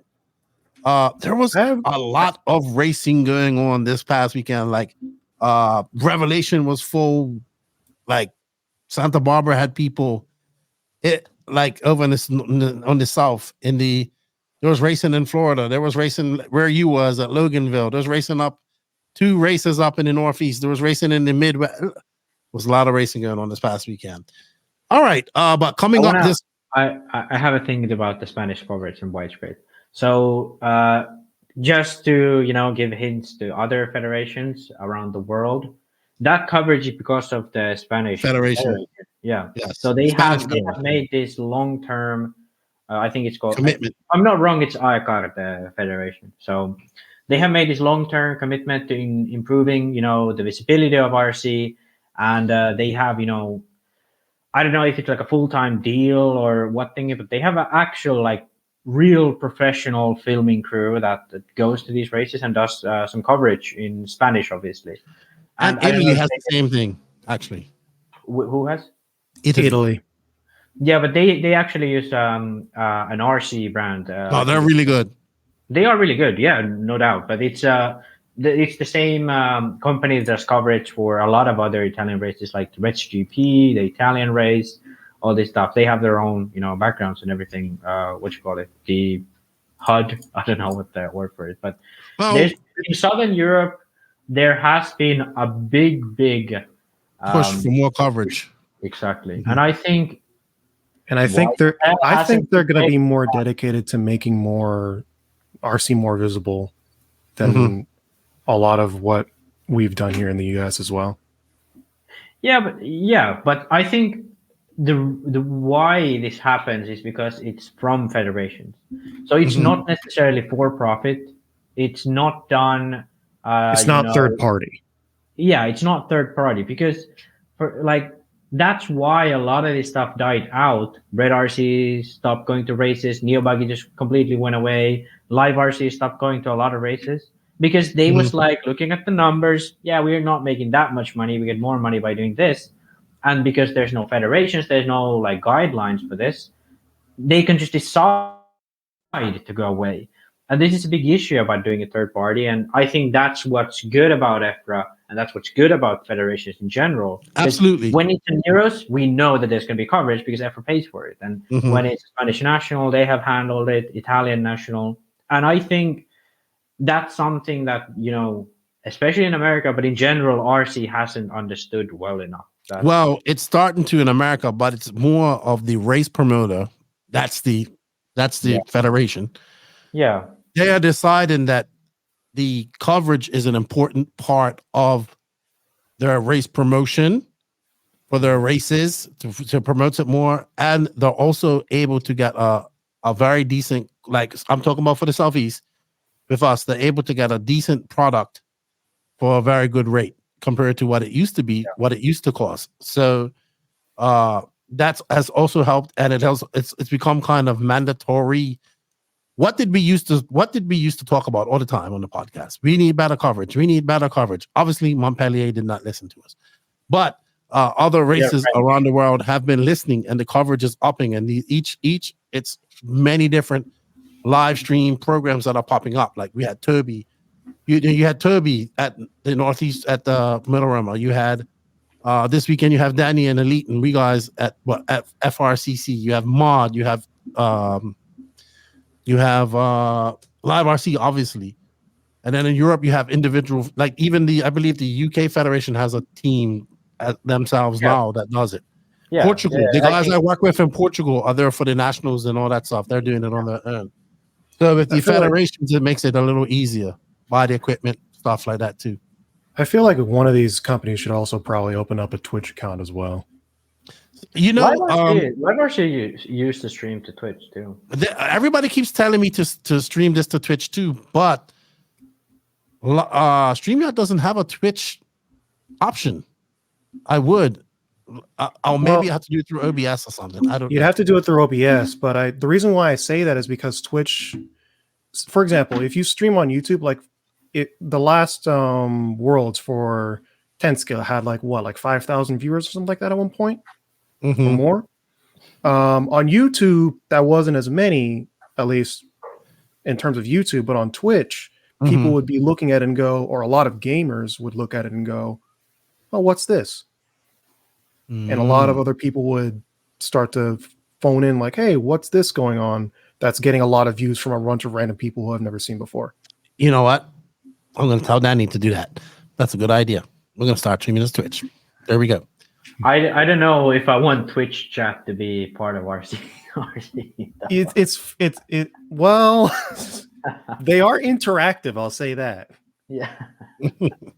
All right. Upcoming races. Upcoming races is brought to you by Sidewinder Fuel. Morgan Fuel has been collaborating with many of the world's top drivers over the last 35 years and has enabled us to test our fuels in many of the most challenging situations and take the development of competition fuels to the next level. The result is Sidewinder, the market's most powerful racing fuel. This fuel is track tested and proven by many national and world champions such as Ryan Cavallari, Ryan Mayfield, Greg Degani, Mark Navitas, and many more. Their top driver, the young Little Bump. These drivers appreciate that Sidewinder is blended perfectly for the high performance needs of competitive racing. Don't let victory slip through your fingers. Purchase Sidewinder today. Hit me up if you want to get some Sidewinder. I will put you in contact and find out where your nearest Sidewinder dealer is. All right. Coming up this weekend, one of the big races to watch is the FTC race at the Nitro Compound. Anthony Westergaard just put in a new layout there. Big track. Tony Schumacher's track, February 23rd to 25th. Mayfield and those guys are going out there to Arizona race. We will have coverage from Mod. So I look forward to that. We'll post all links to that on the podcast page. Of course, we have the FRCC Florida RC Championships round 2 at Sundance. This is a race I really wanted to go to. So Sundance has that red, super red clay. And it's literally out in the middle of nowhere, too. It has alligators and tigers and lions, oh my, around it. So you know who won't be going out at nighttime to drop a pee in the bushes? That would be me. And then, obviously, the next big race coming up after that is the Dark Nitro Challenge, March 13th to 17th. That is going to be huge. I'm looking forward to that. Then International Buggy Challenge, that's in Barcelona, where I'll be going. Psycho Nitro Blast. Then we have the 8-scale e-buggy World Cup, where I'll be a part of. 10-scale nationals at Beach RC, North Georgia Shootout. The following weekend, I do have a FRCC run and Mills in between that. Asian Buggy Championships round 2 in Philippines, April 18th to 21st. I think that's the same weekend as the Nationals. We have the Nationals coming up in June, Silver State. Lots of, dude, there is a lot of, there's races I'm missing. I know this, but there is a lot of racing coming up over the next few months. It's like nonstop. Absolutely. Nobody has nothing to say about it. This will go into what we have going on later with the hot and cold section as well. Okay, good stuff. All right, good stuff. Well, anything else to add before we go into our main topic of today, and that is about having a career in RC, not necessarily a professional career as a professional racer, but just a career period. Anything you guys want to add before we get into this new section? In regards to the next section, or just in general? Just in general, before I hit this ad, brought to you by Techno RC. You can hit the ad. Well, thank you. And thank you, Techno RC, for all your continued support. Techno RC. Techno RC is a championship-winning manufacturer of high-performance 8-scale, 10-scale, nitro, and electric RC buggies and trucks. With a worldwide dealer network, USA and Europe-based headquarters, comprehensive warranty program, and global race support, Techno RC is excellence in RC. View the full lineup of Techno RC race-proven vehicles by visiting www.technorc.com. And thank you to Techno RC for all their continued support. Congratulations on Ryan Mayfield winning Motoroma this past weekend in E-Truggy. So, topic of today that we're going to have a discussion about was brought up by Max in our chat. So, you know what? We're going to let him lead the way, and then we'll get into this discussion. I came up with this topic as us three all in some sense work in the RC scene. Keenan in a different way, me in a different way, and Katie in his own way. But we all kind of have somewhat of experience of working in the scene. And I think people have, I I don't want to say misguided, but not so knowledgeable, insights on what it is to be working in the scene, and also like the pro drivers and this kind of team manager roles. What is there in RC in general to do, and why, as Joseph has said many times before, why don't we have that much professionalism in RC? Things like that kind of all revolve around this topic, and why I think it's really interesting. But I think for us to start off, I think the best way to kick it off is to talk about the ways or the ways to getting into. So working I think in most people are gonna think professional RC car driver, right? Yeah. That's what we all kind of get started out with, and at some point we've had that illusion. Max, you've had it. I've had it. Kate, I don't know if you've had it. Yes, I have. Right, where you're just like, hey, I'm pretty good, right? I can do this, and I can do this for a living. Well, that quickly gets squashed in your brain, and you realize that there are very, very fast guys out there who you're just never going to be as fast as them. Like, that is the hard doggone truth. Like, you can be the fastest guy at your track, but that guy can come there and just waffle stomp you, right? You might beat him once in a while, but he's going to waffle stomp you.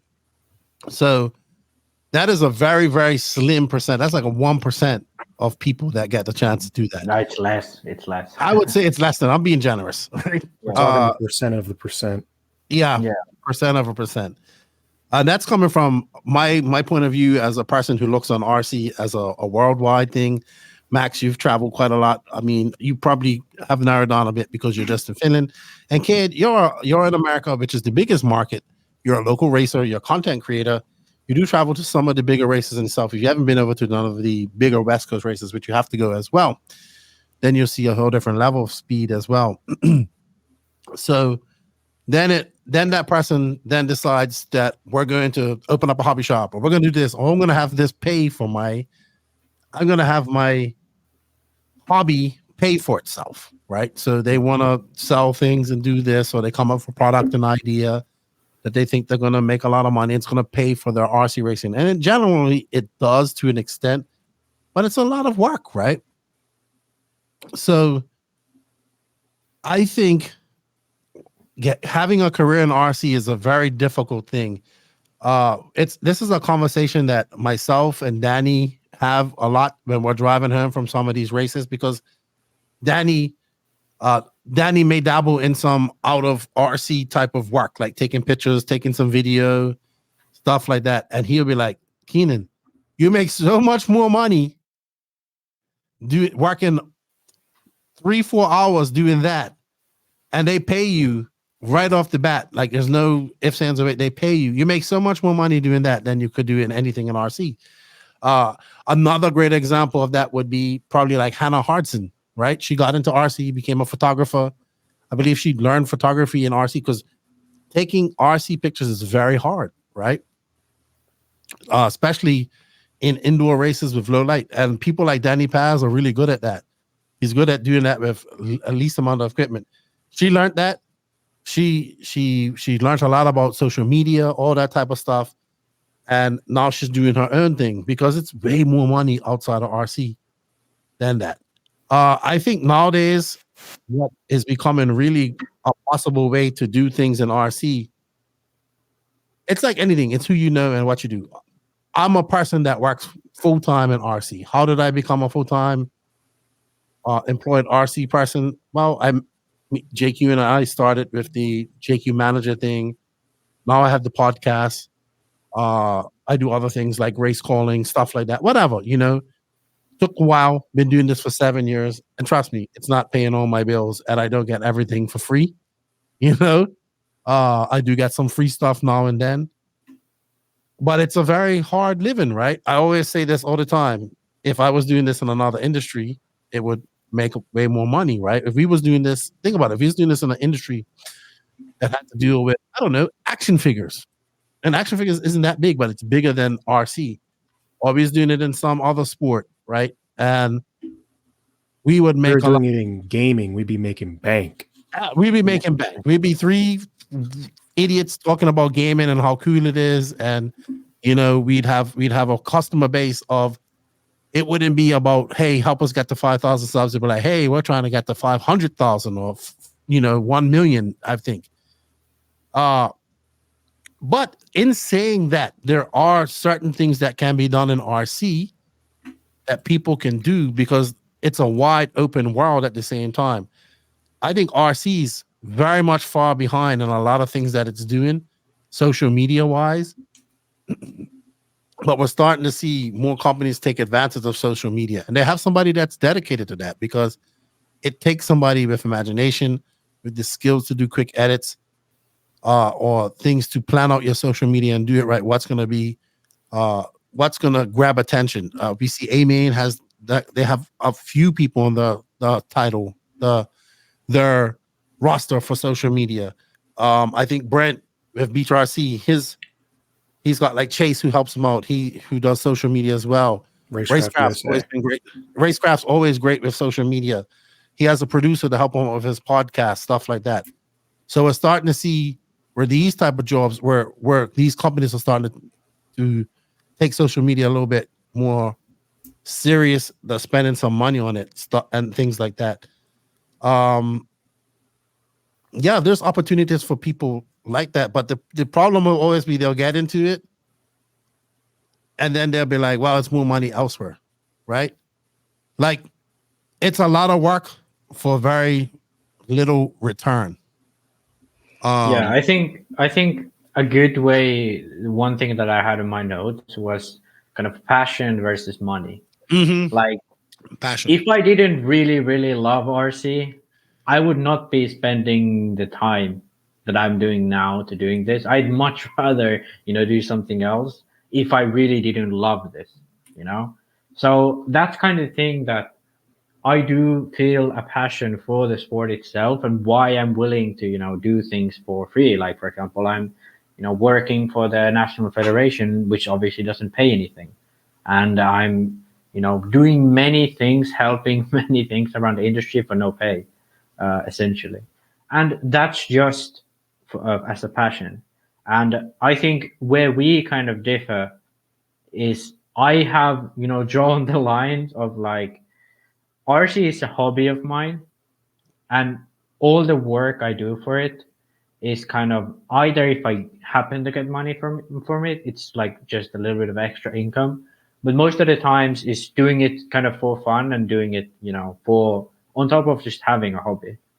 And I think, that's where the interesting aspect between us is kind of we're doing the same things, but you're doing it at a very much deeper level.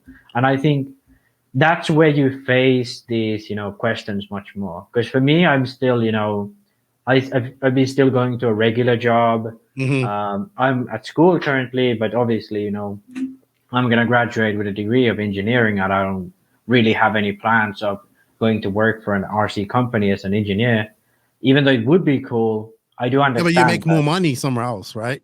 Yeah, absolutely make more money somewhere else. Yeah, it's no surprise that any team associated engineer like TJ Eller or the guys before them, like Cody Newman, all these guys, they do it for a few years, but when they don't have like the passion or whatever in it anymore, it's like you can easily double your salary just by going to work somewhere else.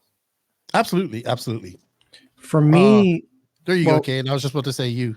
Yeah, well, for me, like you said before, it sort of became a way to pay for itself. That's how I saw it initially, because I loved RC, and I wanted to share that with people. And like you said before, at first it was just like a little bit of extra income, but eventually it was all about who I knew and what I was able to get out of it. But I know, like you said in the last podcast that we were in, if I was doing it in like gaming, which is what my previous passion was, well, it's hit or miss whether or not it would have taken off. But if it did, I'd be making a lot more money. Yeah. Obviously. But the thing is, it's all down to what you really want to do. If you really love RC, no amount of having to do stuff for free or not getting enough paid or even just random stuff in the hobby that may irritate you, none of that's going to stop you from doing it because you really love it. Yes, absolutely. And passion is a big thing, right? So I'm still, like I told you, I hate doing notes, but I enjoy doing the podcast, right? So in my time that off, I've been watching a lot, and I just think content creation is really key to everything here in the future for people. I consume a lot of content. Today I watched a guy just did a tour of his hobby shop, right? And it's mostly Traxxas, stuff like that. But it was intriguing. It was good. You look at guys like Mark Santeria, who's hitting it hard. He's doing a good job. Exo Cage, I think that's another one called that's really good. There's lots of good YouTubers out there. It's hard to make it racing based stuff, but there is if you want to find something in RC, there is hope to do stuff outside of not being a pro driver. Now, a person might think, oh, being a team manager is the dream job. It is not the dream job you think it is. It is not.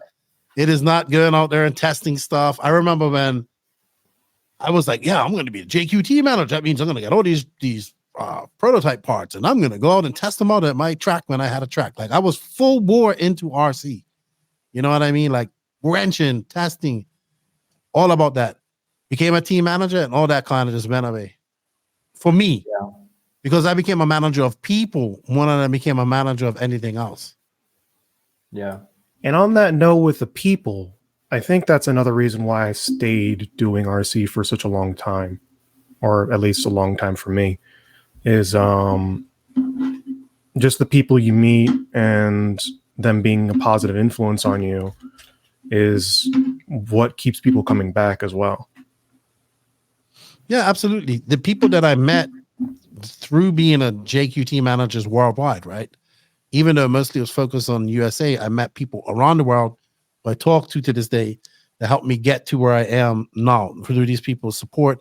Obviously, as the manager, then we started the podcast. And as the podcast has evolved, more people have come into the field, more people support, more people like what I do, what we're doing, all this type of stuff. I do know, I always say this, the biggest mistake was to stop racing, because I think in the end, my stopping of racing also was probably one of the things that, because I was also very vocal here in the local crowd of RC as well. And once I stopped, because obviously I was super busy doing other stuff, I would like at one point do like, that's all I did was on my phone, 24/7, WhatsApp, Facebook Messenger, emails, all that type of stuff. I think in terms of me not showing any interest on her, I kind of the spark for the industry, racing in the DR dwindled to we have nothing, right? Yes, we have some all-red guys that are doing some good stuff down here, and I want to go down to it. I want to go down to I want to go this week, but it's just expensive to go down there. It's a lot of things, right? That you just it's a very hard industry. I'm very fortunate to be able to work in this industry. But I always tell people all the time, the candy isn't as sweet when you work in a candy shop, right? Yeah. And it does get something like that. But what viable, I think if, like for me, I've asked for somebody, I've looked for somebody to come and help out behind the scenes on the podcast. Like we're looking for somebody to help us with social media, be a little bit more into that and stuff like that. Now, is that going to lead that? We got to see how you work out first, right? You can't just say, I can do it. I want to get paid. I need to see how you do it, right? Is it going to fall in line with what we have planned and all that type of stuff? So there's room for people to make money in RC. The issue is, I just don't think there's, at this moment in the racing side of things, there's not a lot of money in it. Now, if you want to go do bashing and all that type of stuff, I think there's definitely open doors for that. But yeah. Racing's hard, man. Racing's hard. It's like anything, like full scale racing. Not everybody gets to be into full scale racing and be a part of it and work in it either. Yeah, I think people, this is the biggest misunderstanding people have. It's not actually that difficult to get a work in RC. but it's really difficult to get to work with what you actually like in RC. You know, I like car design, I like testing, I like actually putting effort and, you know, making it sort of a professional experience making an RC car. It's not worth it. It's like you could release a half shit RC car and it can still do well in the hands of a pro. And if you market it correctly, it'll sell well enough to cover its tracks. And that's kind of the same thing with any type of like racing, because it's not big enough. It's not formed well enough to be lucrative in that way. So if you do it, you're kind of do it out of your own, you know, own way. And that's, I think Joseph is a great example of that. If he went to any other form of racing, put in as much emphasis as he's done now, I bet he could have made a lot more money and in a lot more comfortable way, let alone if he just graduated as an engineer and actually went to normal work, he could have made so much more. But he's one of those characters that kind of takes it to an extreme, you know. He has went down to the deep end and made his own car, and then, you know, all the things with the RCGP, things like this. I do believe that's kind of 1 in a million in RC. There's like he's one of the only guys in RC, at least of the time I've been involved, who has done it to that extent.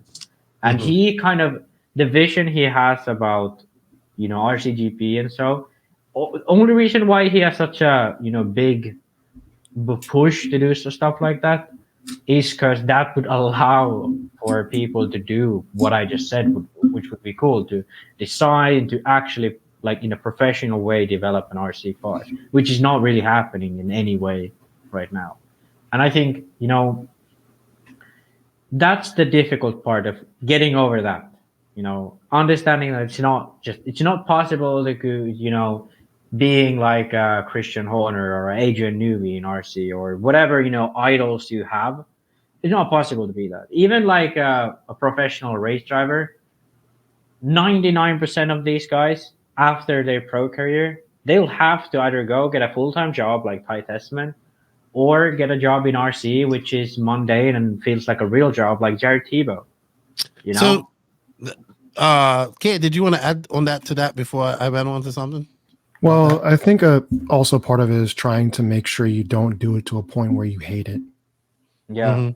Yeah. Because that's part. Because at some point when I was early on, I was making so many videos at one point at once, I got sick of it.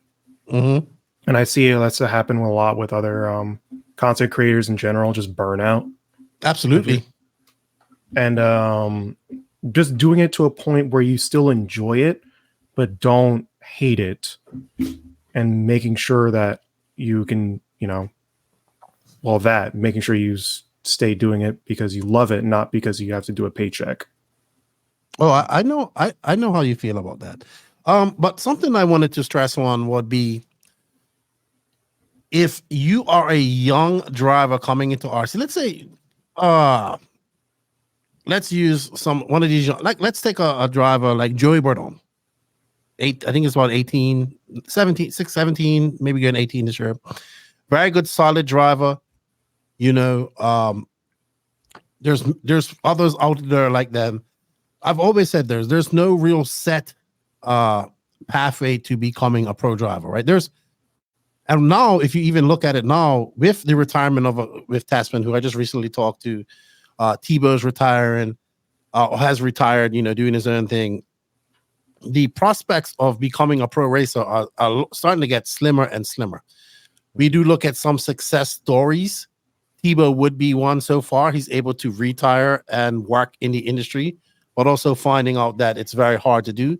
Drake, who still is racing and traveling and going, you know, still the spokesperson for Mugen and many other brands and for RC, you know, and he goes to these races, he does make money at these races, doing the clinics and all that stuff, which he should.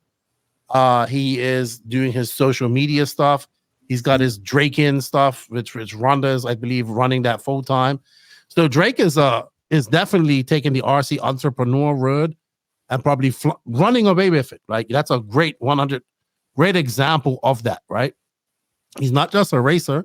He works for Mugen. He's lining up to probably take over Mugen when it's all said and done. When Chris Moore's ready to retire, he's built a brand for himself. He's got his side business of the Drake-in products, which is expanded to a plethora of different things. And his brand, Drake, is worth a lot, right? In RC terminology. We're starting to see guys like Ryan Mayfield trying to cash in their popularity with the RM2 brand and all that type of stuff, and getting engines named after him so he gets a percentage of these. I'm sure he's getting a percentage of the engines. So there's different ways we're seeing these pro guys starting to reach out and make more money. Now, when you are Ryan Mayfield and you are Ongaro has this ONG stuff that he's, doing over there. You can do this type of stuff. There's only a few guys that can do this stuff. Lutz may be one of them too. Ronafel could be one of them. So you're seeing these drivers, not only their salaries and their contingency, they have to go out and make this money elsewhere, right? They have to be active on social media. They have to. It's a grind what you're doing to that. Then you look at a guy look at Mason Fuller. He's out there. He's on the cusp of winning. He's just kind of a racer, not that active on social media, not that active, not that talkative. We'll talk to you, but not as talkative as some of these racers. But one of the fastest racers in the world. But trust me, he's also a racer that if next year he quit RC, I wouldn't be surprised. Like he quit RC and got a real job. So, and I did talk to time, go ahead. What you said about Mason, a good point to add is Mayfield did that for the longest time, and Cavalieri did that for the longest time. Yeah, but at different times. Yeah, but they are the only ones who've been able to do it.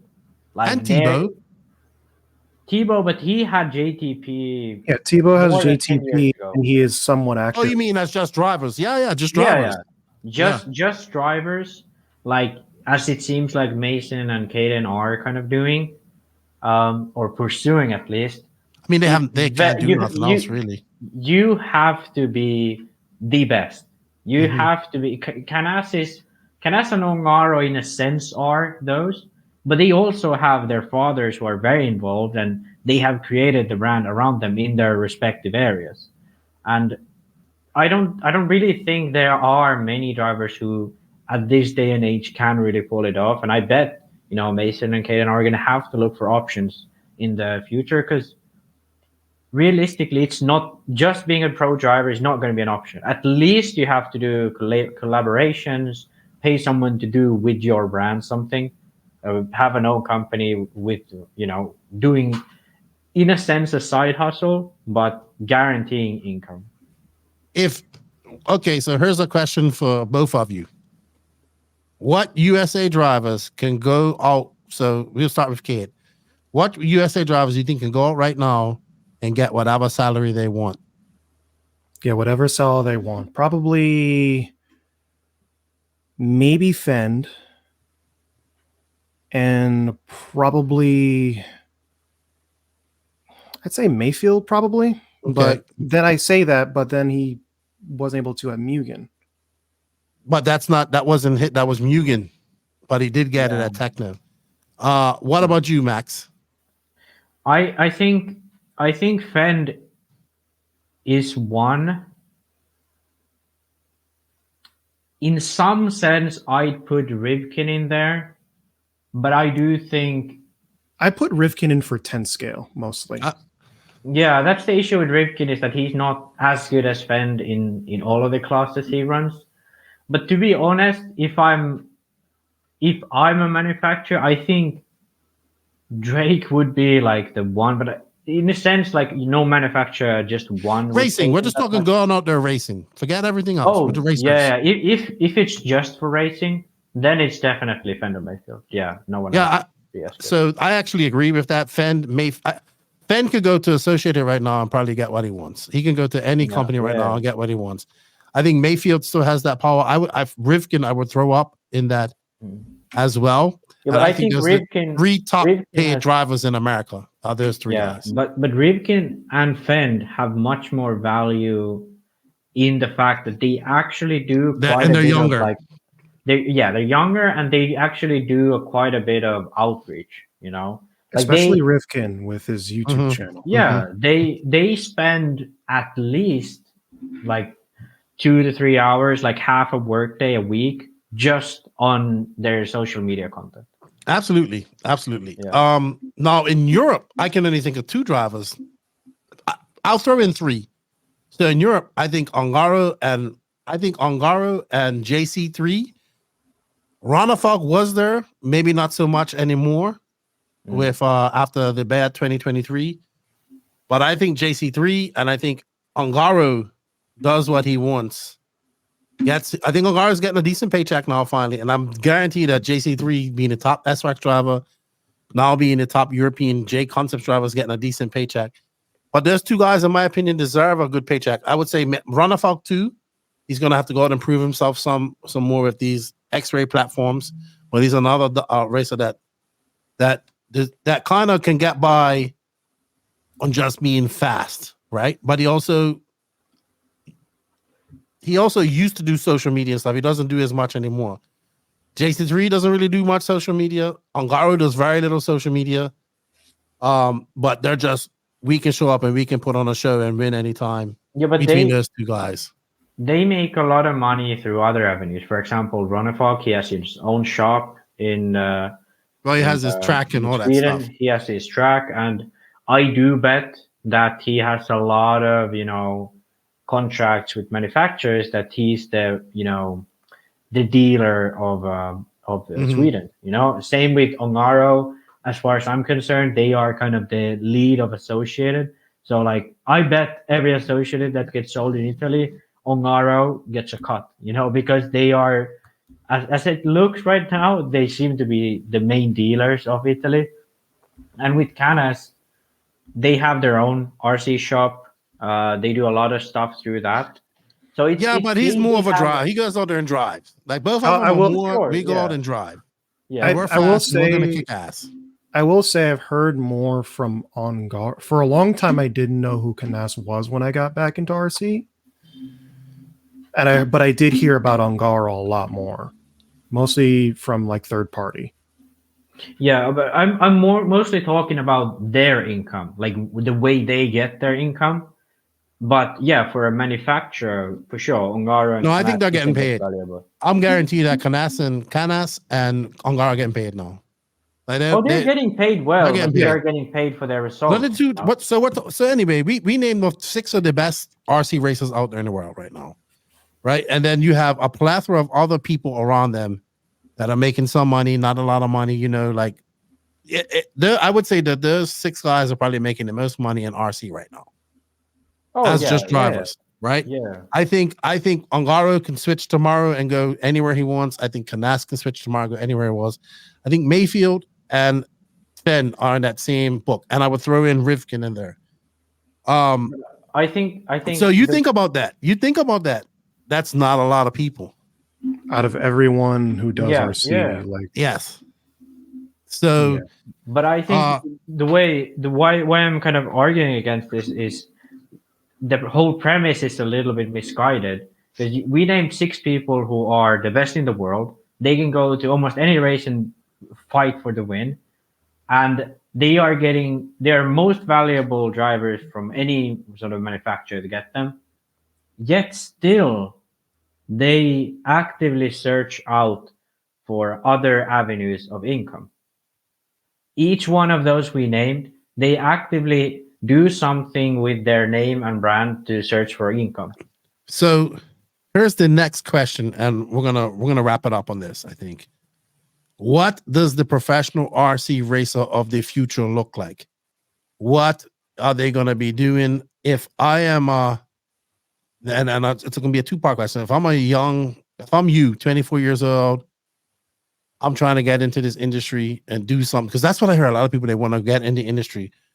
What can they do? What is the professional of the future going to look like? Man, Mayfield's not racing no more, and fans getting beat by these young guys. Go. Who wants to take the lead on that? I think that we're going to see a lot more content creation, like a lot more. In what form?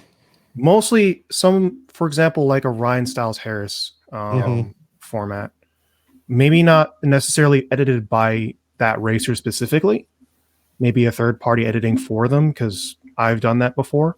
It's possible. But I bring this up because Ryan Styles Harris, even though he's not making mod A mains, he is making stock A mains in 10 scale. And then, but I'm not talking about that. I'm talking about what are the future pros going to look like? These guys that go out there and win. They're going to have like a team. If RC grows, which it may not, they'll have a team of social media.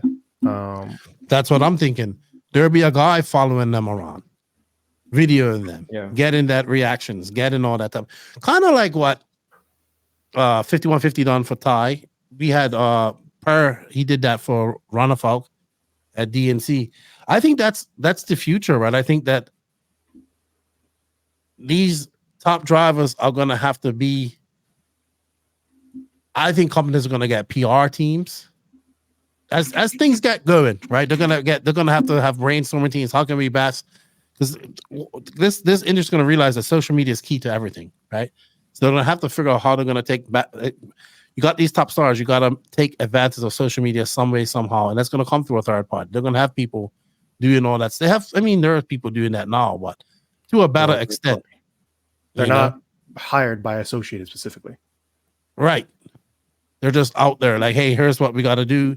We need this done, this type of stuff. I think that's going to be the top pro of the future. But what is what other duties will we see from that top pro? It's not like, so Amazing Fuller, it's not going to be good that you just have to go and race. You got to do other stuff. You got to be available. Yeah. You got to be. Okay. That's what I mean.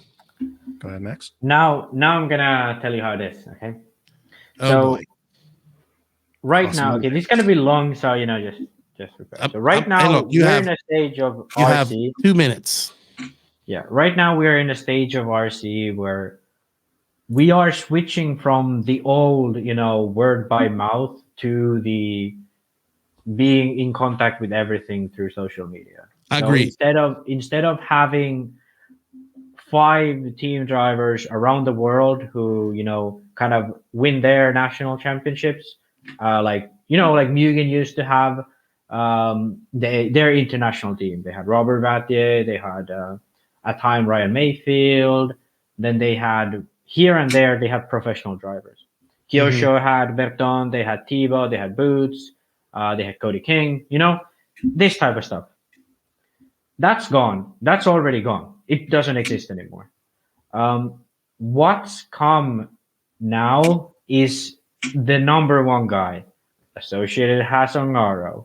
In 10 scale, they have Rivkin. In TLR has Fend. Techno kind of has Mayfield.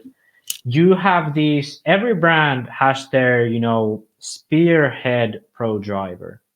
Instead of paying like 5 guys a mediocre salary and kind of, getting what you can out of them, it's going to turn into a way where you have one guy, you kind of put all your eggs into one basket, you create all your racing content out of that one guy.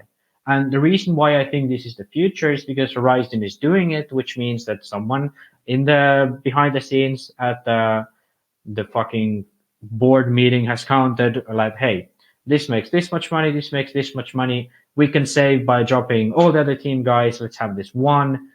We demand him to do this amount of social media coverage himself. And what's that going to look like in the future? Effectively, this, like F1 drivers, they are in ads. Like, how many ads have you seen fucking Kimi Räikkönen in, and he's not going to be enjoying that?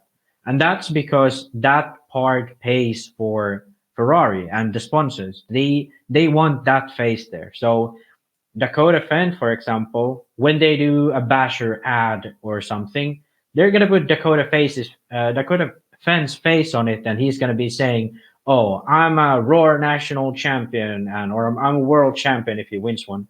And I approve like this car, like this is my car. That's what they're going to do. So every brand will have their own puppet that happens to be a really fast RC racing driver.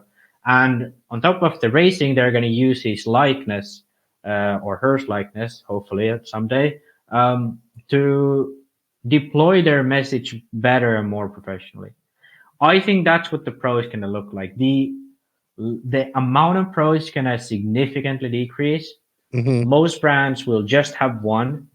And someone like Mugen has kind of already done this, but it just happens that the driver isn't that fast. It kind of like they only have the face.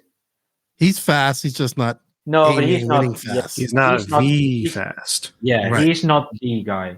And I think, like, as the way the RC economy works, this is just going to be the future, and we are going to for sure have a lot of these guys like Mason Fuller or who else would be Burak Kilic. These young guys who get paid enough. You're breaking up really bad. Is he cutting out? Okay, I cut out. That was just me. Yeah. Yep, you're back. Go ahead. You said Burak Kilic. These guys who get paid a little bit. Okay, I'm back. Yeah, so we're gonna have this. Yeah. These guys like Burak Kilic and Mason Fuller, where they're most likely pros, but they don't get paid enough to really do it full time. They get paid enough to be 20 and to have fun, but they don't get paid enough to buy a house and have a family. You know, and that's what Ty Tessman has realized, because he didn't really have anything post X-Ray. Before he went to X-Ray, he had his own brand. He had all this kind of stuff that he could have stayed in the industry if he wanted. But after that, not really. And he never was that type of a cool face of a brand, like someone like Dakota Fender. But he was. He was the face of Proline for many years. He was, but they made him. You forget how popular Ty Tessman was for a long time. He had a golden era where he was winning races. His package was on point. He was actually probably one of the first. So I get what. So I guess that's what you meant by content creation, cool. Exactly. And I guess what you're saying is, Max, is basically we regress to magazine days when they used to do that type of stuff, but it would be all digital now. Yeah, which I actually agree with. Innovation is an oval. Yeah, there you go. Yeah. It's coming back around, just in a different form. Yeah, and that in turn is gonna open up doors for people to work in there. You know, social media managers and stuff like that. You might another great example of somebody that maybe wasn't the fastest racer but found a way to work in RC's Tyler Hooks, right? He has a degree in communications and all that stuff. And at one point, he was doing social media for like Techno, aka Live RC, and now he's kind of moved on to doing J Concepts stuff as well as racing, right? So maybe not the fastest racer in the world, but is able to represent J Concepts in stock, do well. He represents pretty good at regional races in Florida, works for J Concepts, and he is still enjoying RC. JR Mitch, another example of that, you know, was fast at one point, still works in the industry. I think he works for like GS Hobbies or something like that.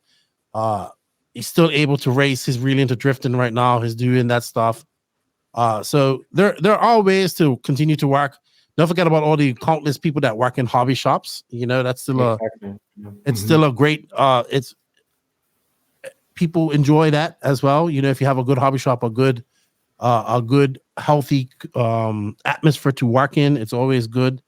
So but content creation is key, because I say that because as I consume my content, I've been watching like this guy who has a toy store, right? He buys lots and sells this and goes to toy events, and he makes content out of all of that, right?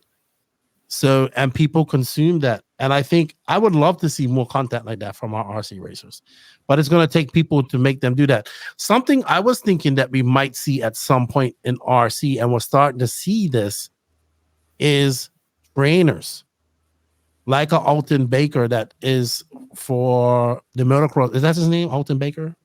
No, Alden Baker, but it's not going to happen, I don't think. You don't think so? I think so. No. I think Well, it'll the happen trainers is- informally. Barry Like, I think- Baker was one. Richard Saxon is one. Yeah, but they don't get paid. Right, That's the but thing. that's going to become a thing at some point, I think. No, You think not? I think so. I think I'll come to informally it it later, will. but I think But- Roach can go ahead, but I think I have a bigger point to this in a bit.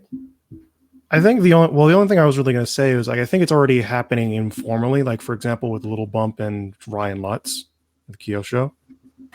But it's hard to say exactly where that would go if they have the budget for it. Barry Baker was a prime example. Yeah, but Maybe it the wasn't thing very is, good. but Well, I mean, he didn't You- get paid. That was the yeah, and the poor thing example. is he still doing it? No, he's not. He did it No. for a while. No, he's Yeah, not. Exactly. He's not. That's my point. He's And not. why, Maybe too soon. Maybe too soon. No, okay. And here's why no. Oh, When I God. said before, like each of these brands are gonna have their like top guy, that means that there's gonna be less amount of these top pros. So there's gonna be maybe like about an IFMAR World's main full of like actual pros. And the guys less than that from behind- what you're saying. huh? Less No, than but that if from you what you're think- saying. If you think like all of the brands, it's gonna be around 10 like full-time pros head of the face of the brand or whatever. But instead of having, maybe 10 to 15, these guys who kind of part-time pros, like kind of like Johnny Skidmore, you don't really know if he's a pro driver or if he works in RC, kind of like in between that, you're gonna have like much more of those guys like Tyler Hooks who make a career out of RC in some way, but are still racing and are good. And I think the whole side hustle culture is gonna be the big thing in RC as well. A lot of people have these like side hustles and they want to drive. They have this dream of like winning or whatever, and they'll do for the passion job for not that much money, And that will become much more popular as the economy, grows into that side hustle more and more, as it's done already, but it will evolve. And at some point, and in a sense, we're already there. Everyone who is in RC is in some way working for RC.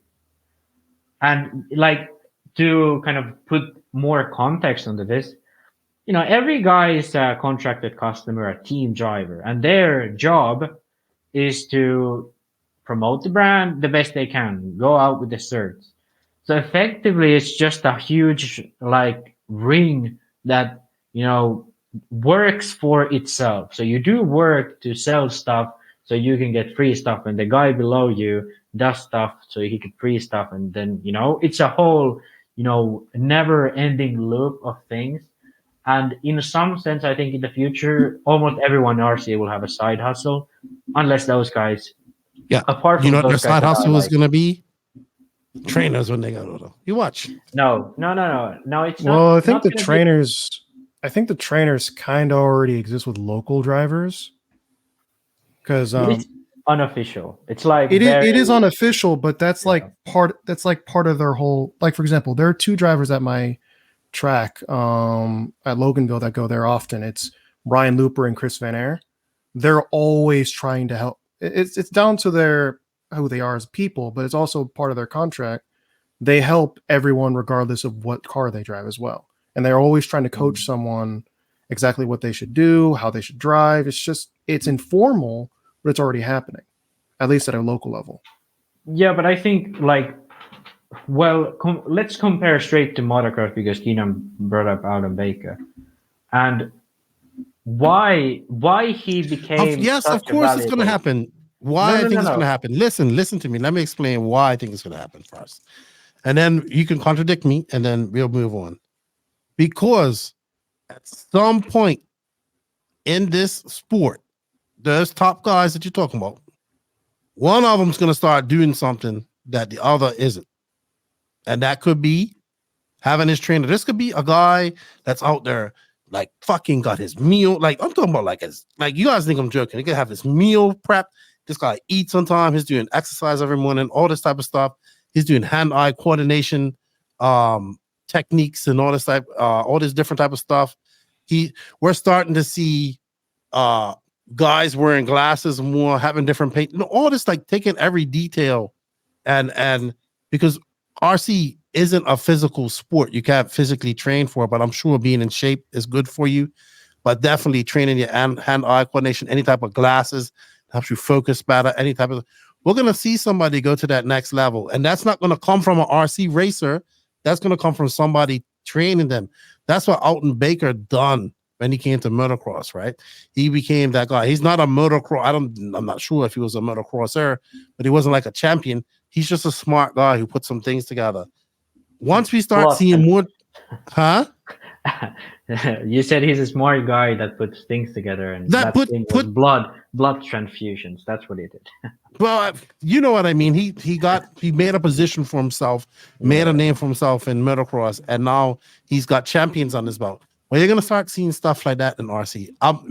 Mark my words, 20 years from now, 25 years from now. Okay, and the reason why that's not gonna happen comes now. Okay. So let's wrap this up. Hurry up. After this, it's gonna be rather quick. But if we look at motocross wasn't that professional back in the day. It became professional when big money started coming in. And energy drink brands, big, manufacture, like big outside of the industry. Outside of the industry money coming in RC. Yes. And why that happened was because they had a really good product, which was Supercross. You could take it in front of many people. You have a way to build a track quickly. It's a very easy entertainment product to sell, which currently RC is not even on the track to go towards. I would agree there.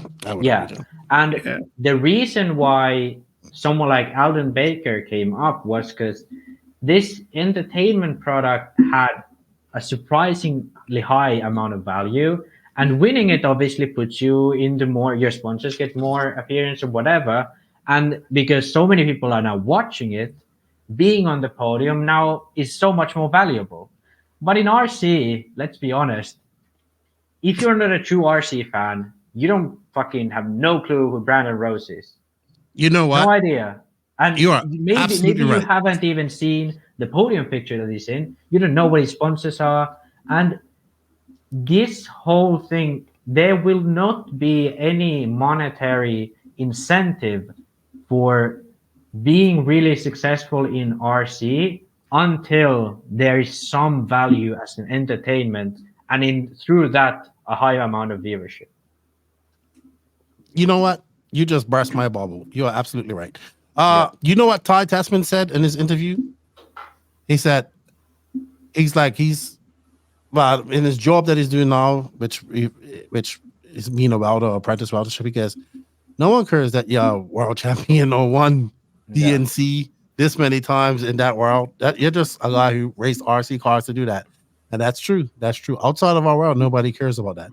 With that also being said, I don't think it goes farther beyond racing, even just racing. I mean, for bashing too. Yeah. Like you were talking about how they'd use, like, for example, Horizon used Dakota Fenn's likeness for like an advertisement. I don't think they'd care. I don't think they see that value yet. I think the value would be in his accolades, like not naming them off. Like naming them off, but using just like his face, I'm not sure that would you'd have to name it like multi 32-time national champion Dakota Fenn chooses. Yeah, but I think the Moto LMT. Yeah, the Moto X. To be honest, now that you say it like that, it probably isn't. Let's make funny commercials before we leave. Yeah, I don't think that's actually, like, I said that before, but I'm kind of backtracking on that. But I do think having a face of your brand is going to be more important. Like, you need a face of your brand to promote it, at least to people inside RC. But it's not going to be like a full race team. I can see it now. Dakota, the Phenom Fenn 24-time national champion, runner-up at many world championships throughout his career. He chooses the Losi Pro Moto X Exotech wheel wrench for your. You know what that would Moto actually X. benefit though? It would be like they'd be like, oh, championship of what? And then they look into it. And because the Moto X looks and because the Moto X sells very well, more people would be exposed to RC racing. Speaking of Moto, we'll talk about that. Okay. All right, so I want to say one more thing to say. Oh my God! Just came up, but it's a short thing. Imagine a day where Horizon has a full-time basher personality that makes more money than Dakota Friend. I bet that's gonna happen. That's gonna happen. I bet you that happens pretty soon. His name was Kevin Talbot. Yeah. Yeah, but Kevin is. I don't think he makes like deals. He doesn't have full-time contract. Yeah, he makes his money off YouTube and eBay. Yeah, eBay schemes. Max has eBay schemes. He's selling legitimate eBay stuff and makes money off his millions of views that he gets on YouTube, dude. Millions and millions of views. All right. So the question is, if you're listening to this and our ramble on for the last hour about working in RC, how can you work in RC? Give us some examples. Have you worked in RC in a different? There's other things that we haven't thought about that are working in RC. Recently, my buddy Peter Bartel got invited out to do some RC. He set up a track and do something for some filming. There's Jay Housley does that. I mean, that's one in a million, but I mean, even myself, I got into working underground because of RC, working a radio controlled shotcrete robot. So sometimes working in RC doesn't come the way you think it does. But what do you guys think? Outside of being a pro racer, how else can you work in the RC? Is social media part of it? Content creation, the big thing? It still always comes back to content creation for me. All right, moving on. I do want to touch on that because we did touch a lot about Axle plunge. Creation. No. This is a good one because there's a lot more things in RC. Every hobby shop needs to have a CEO, needs to have this and this and this. Yellow card. And every brand has their business director and procurement or whatever. So there are just very mundane jobs, but it happens to be in an RC company. Those exist, and those aren't going away. And I bet as Horizon and some of these brands get bigger, they exist more and more. But I think the most interesting jobs and in racing, most likely they're all, content creation. Everybody wants to be a pro driver. I don't blame you. It is the life. So you think it's a lot of work. Let us know what you think in the comments. We're going to get ready to move on to our hot race, hot potato, and hot and cold section. This part of the podcast is brought to you by Hot Race Tires. We want to thank Nicola Maroni for all the support of the No Name RC podcast and being a sponsor. I know I have some hot race tires I have to give out. I'm going to send off that list to him, and you guys who won some tires in the Christmas show will be getting them shortly. Check them out. Hot Race. We have links for Hot Race in the written description of this podcast where you can buy them from in America. So our hot potato topic of the week is right now, 1/8 scale racing is very hot at the moment. Worldwide. We talk about growing RC. Yes, I want us to grow RC, but the amount of racing going on right now around the world is amazing. 1/8 scale is what I notice more, but there's lots of 1/10 scale going on, lots of onward going on. So let's talk about that. Let's just look at America this past weekend. We had Motoroma. We had that other race, that Cavallari, and then we're at 10 scale. We had Loganville down there. I believe we had nothing was going on in the Carolinas this week. That was big. Nothing big in Florida this past weekend, but they got something coming up this weekend. Midwest was racing. They know in California. California RC is looking strong again. SoCal. Revelation packed, like jam-packed on a Saturday. Packed. Guys out there, like full heat racing all day. They got the on-road track going. They got the supermoto. So they've taken this Promoto access and made a supermoto class for them that they're racing at Revelation. In Australia, they had nationals. So I don't think much 8 scale going on in Northern Europe and all that stuff because of weather, obviously. But racing right now is really. I mean, shit. We got races coming up right on up all this next few weeks. Like every week, there's a race going on, and it's got coverage. Almost all of them got coverage. I was pulling it up. A club race, a regular club race at my local track in Loganville had 125 entries. Yeah, really. I think in Georgia. I think this point, like initially when I thought about it, it's like, yeah, it's still hot. That's about it. But now, like thinking more deeply in it, it has for sure grown. And in some sense, you think, oh, how come there's all the time these new car manufacturers? We have an abundance of car manufacturers. If it isn't profitable, no people would do it. So exactly. Tires, chassis. Yeah. And none of them are 10 scale. None of them are in touring. None of them are in 10 scale. All of them are almost exclusively 8 scale, the tires and the chassis, and even engine manufacturers popping up left and right. You have, Race Tech from Clinic RC, obviously Corsa Tech coming out with their own. A lot new and, Nova coming up. Then ProTech being like now making the Mayfield getting much more involved in the engine market. I think in some sense, like I've been kind of like, why do we have such an abundance? But right now it's becoming clear that the 8 scale market is the biggest, because even if I think in Finland, almost everyone drives e-buggy in Finland. Like almost any RC driver has an e-buggy at this point. And I think actually a big reason to thank is e-buggy and e-truggy. Why I was able to say that e-buggy and e-truggy are one of the biggest reasons to thank for that. What do you think about that, Roach? You're down there in the South, Logan. Like you said, you had a lot of. You're in a hotbed of RC. To be honest, you can go to many different states and go racing. I can, and it's amazing because it's not just that; it's also because of the weather. Mm-hmm. Because it's always, even during the winter, like the coldest it got was like 40 degrees Fahrenheit, which is like like 5 degrees Celsius, something like that, a little bit less. Like yeah.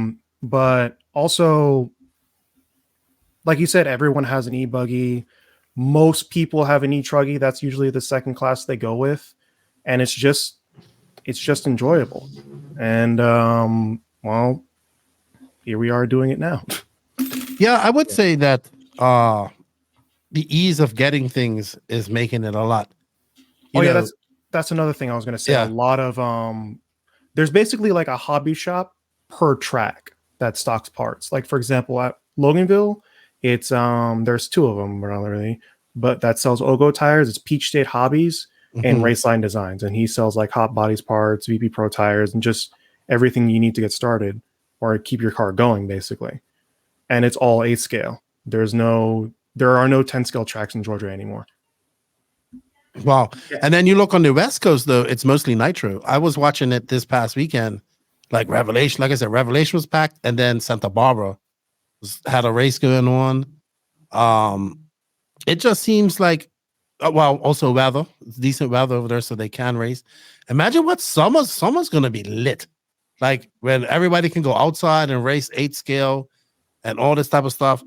I think the availability, like Max said, the availability to have so many kits, to have so many different choices of tires nowadays as well helps out, because most let's be honest, most of these people are on deals, so they're getting tires are consumables that you need to go through, fuel, tires, servers, engines, all being supplemented through deals, and just lots of good series going on, lots of racing going on, lots of good coverage as well.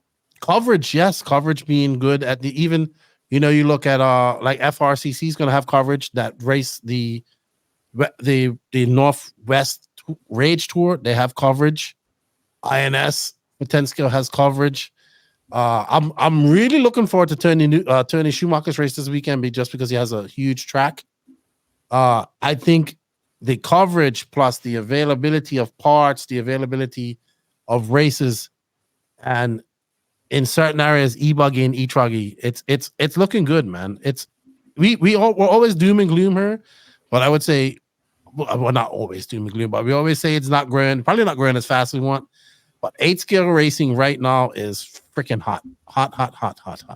It feels like Can a I lot share- of. I'm sorry, go ahead. No. I was gonna ask that. Can I share some of my wisdom without getting actual plunged? Yeah, so long as it's within 120 seconds. Okay. Pulling up the timer So- now. Yeah. So I think why this has happened is the following. So a lot of people, like tool drive buggy used to be quite popular, and slashes were a big thing. Short course was a big thing at the time. And this kind of tells us that for a beginner, no one's going to do nitro. Too difficult. Electric is easier, but 10-scale buggies are fragile. They're difficult to drive. They're really aggressive. Four-wheel drive buggy has a really bad rear grip. Tool drive is tool drive, so it's really hard to drive. It's hard to get in it, okay?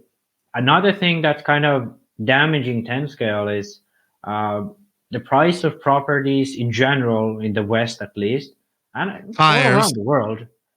Yeah, but like price of everything, but also like the price of property, which is much more expensive for 10-scale because it's always indoors. The price of property is higher, cost of electricity is higher, things like that. So everything's more expensive indoors. 10-scale tracks are closing, so on and so on. So effectively, we have now fixed all the smoke issues of the early 8-scale speedos and motors. They are really reliable. 8-scale buggies has always been really durable. Most 8-scale buggies are effectively bashers. The truggies are bashers as of the current form. So we have made it reliable enough and in some sense cheap enough as the 8-scale buggies that it's possible to do. Having tracks, having facilities is cheaper than 10-scale, so you have a bigger offer of those. It's more attractive for beginners as well as the more seasoned drivers to take part in 8-scale.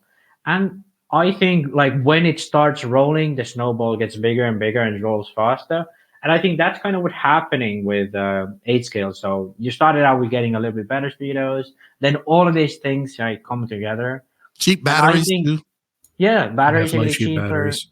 And then also like we switch in e-buggy, we switch from the stick batteries to the shorties a lot of the times. Much cheaper. You can run the same in a 10-scale. So for a 10-scale driver to buy an e-buggy, so easy. You just freaking buy one and buy an Also, engine speedo. I would add to that you can get yourself people can run their clapped out e-buggy or nitro buggy if they haven't changed their foils in like 3 or 4 race weekends. It's still got dirt on it from last week, and you can still go out and still probably be competitive with that car. You could run your Arma Typhoon. Yeah, I would. That You was could my run next your thing. Italian, Yeah, your Italian, especially the Italian. the truck, right? Yeah. Yeah, that's the truck. Right. And then I saw a lot. I'm starting to see a lot more. There's Arma low C tuned Typhons showing up at tracks as well too, which is also a great push. I just think durability is key, right? If that car can take a lick and keep on ticking and doesn't need a lot of maintenance, people are enjoying it. And then they get 100%. it's like a snowball. Like you go to that region race and you go to another race and you go to a national race. Oh, realize that I need something a little better. Then you get something. Then you're like, oh, I want nitro because it's the glory. Unlike Cade, who doesn't think it's the glory. And then then they realize that nitro is the key with pit stops and long pits and pit lane. And we get more nitro races at the same time. I do think like this. If we only had nitro, 8-scale wouldn't be. It would not be as growing as much as it is. It would not. I don't think it would be growing. All. Period. Yeah, period. It would not. I agree with you there. I think e-buggy is the main factor in this. It's easier. E-buggy and e-truggy, I'm telling you. Yeah. E-buggy and e-truggy. I've been fully converted. I'm a full-on EP guy. You could probably run that e-truggy and e-buggy the same for like 2 months straight. Yeah. Not change you a don't thing. have to do shit. Not change a thing. And it's Not still change a work. thing. It's the thing is, so much power. You don't even have to know how to drive. You just freaking go on the gas and keep it wide open. So are we just giving our kudos to e-truggy and e-buggy for all of this? Pretty Tracks much, too. yeah. Yeah. Tracks definitely. One thing I like to see that tracks do is they'll keep they'll save like the really bizarre and like fantastical layouts for like big races, but for club races they'll keep the layout simple to make it easier for someone who's new to get around it without crashing too much. Well, and also I think tracks are being more beginner friendly, period. Like getting people in. We're not being little weirdos over there like, look at my $5,000 car. I was talking with Charlie Mack about that, and he said that's one of his pet peeves. Like, how much does that car cost? Oh, I spent $2,000 on my Agema. I spent $2,000 just in titanium on this thing. I spent $2,000 on titanium nuts. Yeah, they're Max titanium nuts. Dude, I hate that too. Okay. I think the content creation that's out there too. That definitely helps as well. Have you seen MX Acres with his mid-motor Bandit? And he's doing LMT now. He did like a LMT monster truck, I believe. That's what we're talking about. The same guy. He drives on an indoor track, right? Small indoor. Yep, I think he's up in Pennsylvania. Yeah. So the amount of content that's getting out there, it's starting to.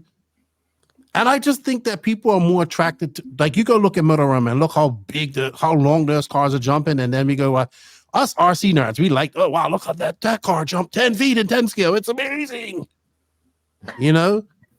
But like when you see that car, that e-truck, you just sending it like 35 feet and landing it perfectly right there, you're like, ooh, I like that. That's always going to get more people. And also, I think like Nitro, the sound, the smoke, yeah, okay. To me, not a big deal. Like, I don't really give a shit. To me, why I like Nitro is because it's a complex racing machine, okay? But when you look at an e-buggy on a track, and that thing is freaking flying, okay? The speed the e-buggies go down the straight these days is insane. I think that's more impressive to more people than the sound. Obviously, for like a petrol head, you're gonna want the sound. Yeah, for sure. But for general, you know, if you already have an RC car, it going fast is a thing, you know. But we are all in general agreement that right now 1/8 scale racing is extremely hot, even in wintertime when a lot of people aren't able to race it. Yeah. It's still dominating my feed. It is dominating my Facebook feed.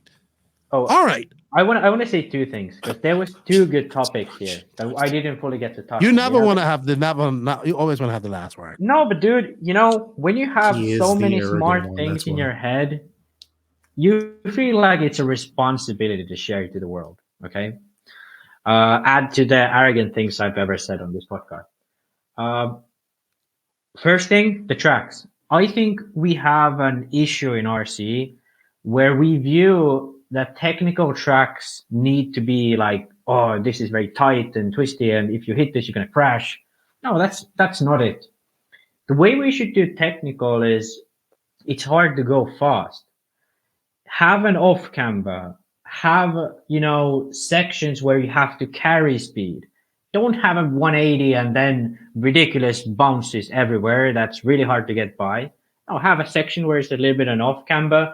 You have to keep a line to, you know, make it fast around the next jump or whatever. Keep the car low, things like that. I think we need to start viewing technicality of a track in a different way than we already do, because that offers a wider range of skill. And I think, you know, some tracks in Europe are doing it more going to that direction more than in America. Like the West Coast tracks, I don't think it's fun to drive on a track like this. Is driving against the track. No, you don't want that. You want to drive, you know, against other competitors. You don't want to be afraid of crashing all the time. You want to be able to push it and try to maximize your line and so ever. But that could be a whole other topic, so I'm not going to go further. Other thing, I think people have a misconception about why short course was popular. It's not the freaking bodies. Who gives a fucking shit? They don't look like real short course trucks anyway. The reason why they became popular was they kind of do. Yeah, but they don't look like have you seen like the Proline body and a real short course truck? They do nothing alike. They look closer to a real truck than what we currently race now. Looks like anything real. For sure. But This it's doesn't not, look real, Max. No, yeah, but that's not my point. My point is, either way it is, it's not real enough that it would be a factor. And to be honest, even if it was a factor, it's not a big one.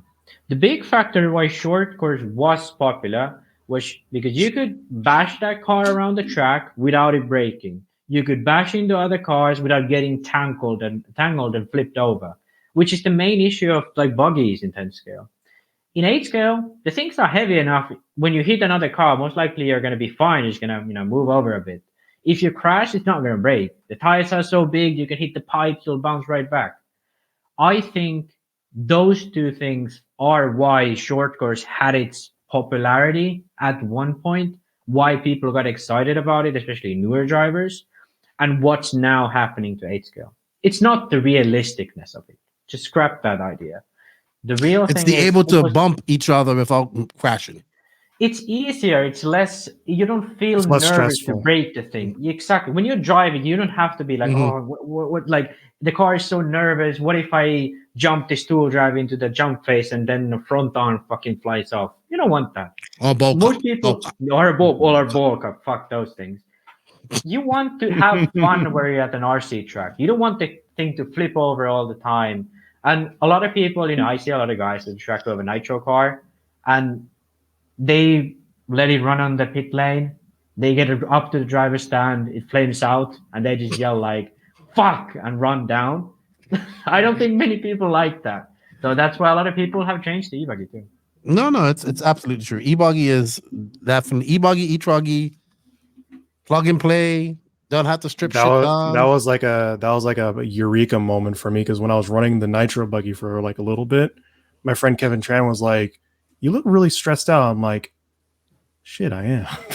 Yeah, it is like, especially if you don't know what to do. I've seen people run 5 times up and down the driver's stand, and every time the thing flames out. Why did you help them at times? No, after that, I had to be like, "Hey, let me take a look at it." Like, dude. Only after the 5th time? Jesus. No, but I was driving. I was doing like a 5-minute run, so I couldn't like stop it and go down. When I finished my run, I always. Well, I hope that we keep the upward momentum. It will be good, 100%. and I think that comes from. I think when we do get those content creators like Talbot going to a race and stuff like that, and him getting into it, hopefully it will help out. Oh, I still have hope that one day a racing only channel would get big. All right, get hot and Talbot cool. to BRCA e-truggy national. That's a goal for someone. Who? Probably for Papa Long RC. Oh, Papa Long RC. Here's another one I watched a little bit of this past weekend. All right. Let us know in the comments what your favorite RC, what type of RC content that you're consuming as well. And do you agree with us? Do you think that 1/8 scale racing is absolutely booming right now? And yeah, I hope it continues to on that upward trend. All right. Up next, we're running off this podcast, hot and cold. So who put these notes in here? Was it you, Cade, or was it Max? It was probably Max. I didn't look at the notes until this morning. You put Lutz. Lutz is hot. Lutz and hot. Lutz is hot. I would agree there. Definitely hot. The Kyosho hot heat. And Mayfield and cold, along with no real commitment. That's me. That's me. I'll that's why that in a second. That's why the grammar is so bad. No real commitment in Europe on racers to attend. Yeah, I even fixed the part of it, but yeah. Okay, so Lutz, we can agree that Lutz is right now doing very well. Does Lutz win e-buggy at DNC? I call him my dark horse. Didn't he finish second in 2022? I don't know, but I'm asking you, does he win e-buggy at DNC? I'm saying yes. Okay. Judging from his results in 2022, DNC is gonna get blown out. He went to New Zealand, absolutely dominated at blown out track. He has been good in general at blown out tracks. Kyosho is generally good at blown out tracks. Look at you say that like you're so excited about Kyosho. No, but I didn't even think like Lutz could win e-buggy at DNC. All right, how about Nitro Buggy? Is he top 5? Who I else is think going? he's gonna. I think he's gonna flame out. But Oh my gosh! Lutz is one of those. Lutz is one of those guys, like, to kind of like bring the hype down a little bit.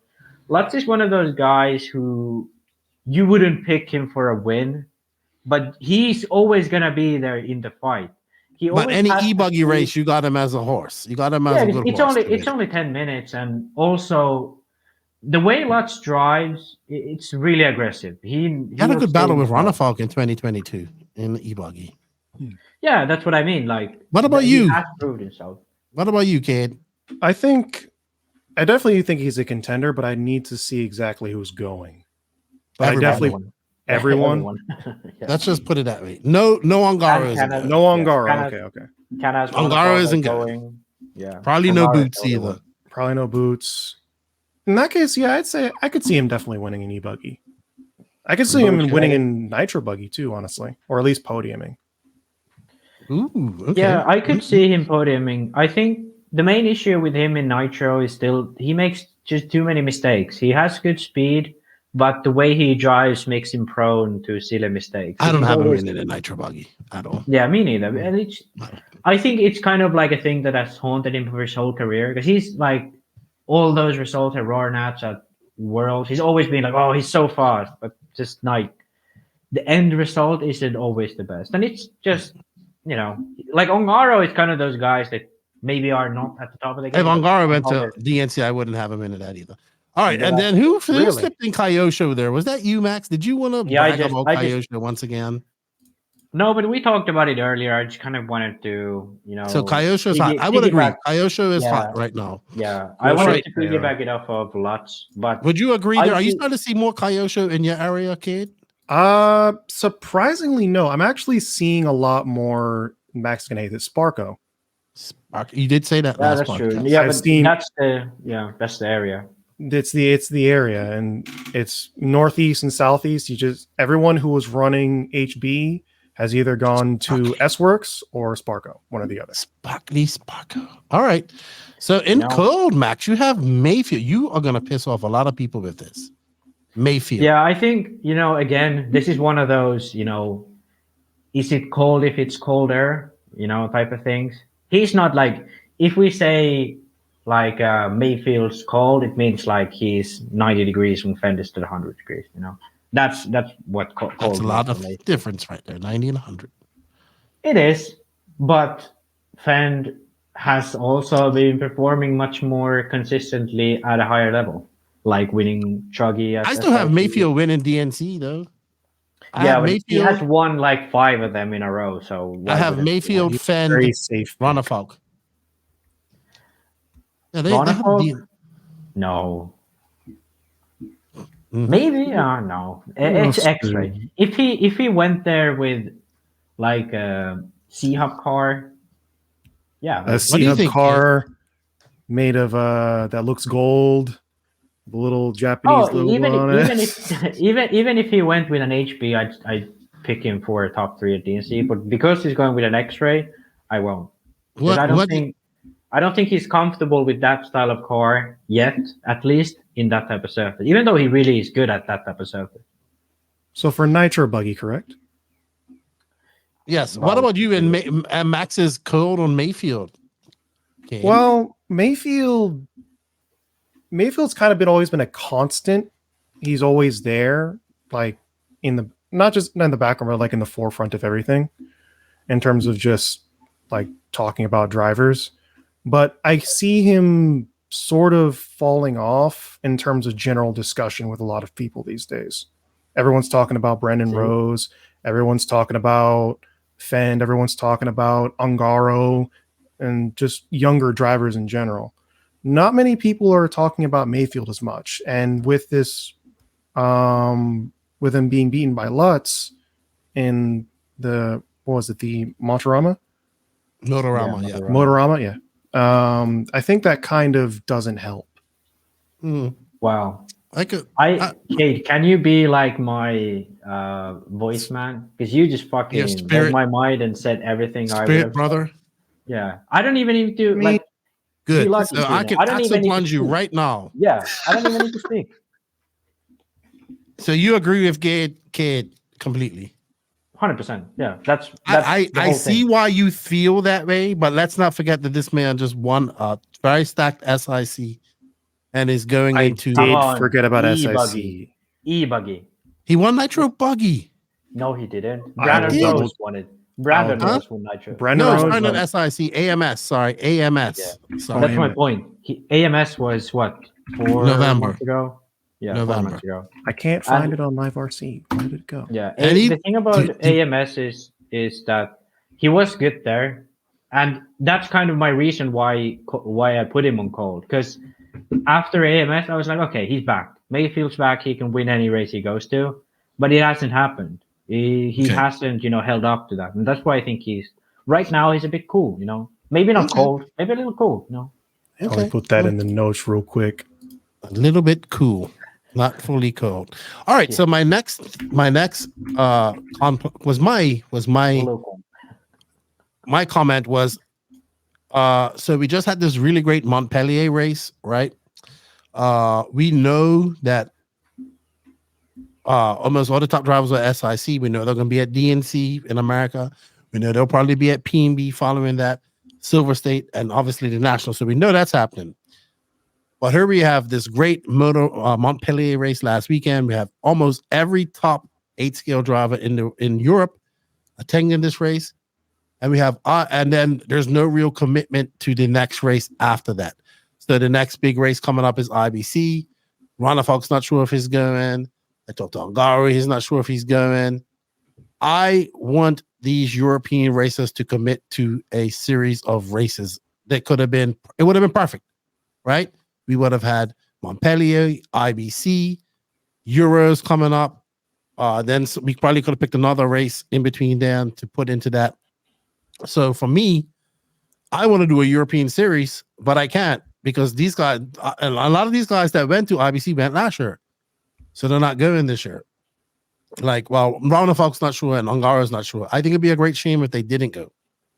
And I think right now the commitment from the European top drivers to come together and race like Montpellier is very cold and very cold in comparison to the American racers who are going to race each other in and out almost every month on 2 different platforms. So right now, I am not happy with the commitment from European racers to attend races where they all compete together. It's very cold. It's like finish 30 degrees below. I might die if I don't have a jacket on cold. Yeah. We know that the 100% top agree. American guys are going to be at DNC. We know that they're going to be at PNB, and we know they're going to be at Silver State. There is no other race besides the Euros that we know that all these guys are going to be together. So they're kind of just wishy-washy on whether or not they want to go to IBC and other races during the year. When they should go to this race, and then they should go to some other race in between now and then because they don't have a busy schedule. They might have a busy national schedule, right? And there are individual nationals, but these American guys, they're traveling to 10-scale races and 8-scale races. Okay. So shame on the European guys. There. I'm gonna tell you. Not Yay, we get to say that now. You're no longer okay, now Max considered is a going to traitor. defend them with all his Finnish vigor. Okay, no actual plunge for the next few minutes. So, I completely agree with what is happening, and I think it shouldn't be happening. I think all of the European races should be committed to be like Americans working together and racing together at these big events. The reason why it isn't happening is exactly like you started out already. They are busy with their national schedules and their national sales. Why this is because an Italian doesn't speak Spanish, a Spaniard doesn't speak Italian, a German doesn't speak, Italian or Spanish. And these all are very, very separate markets.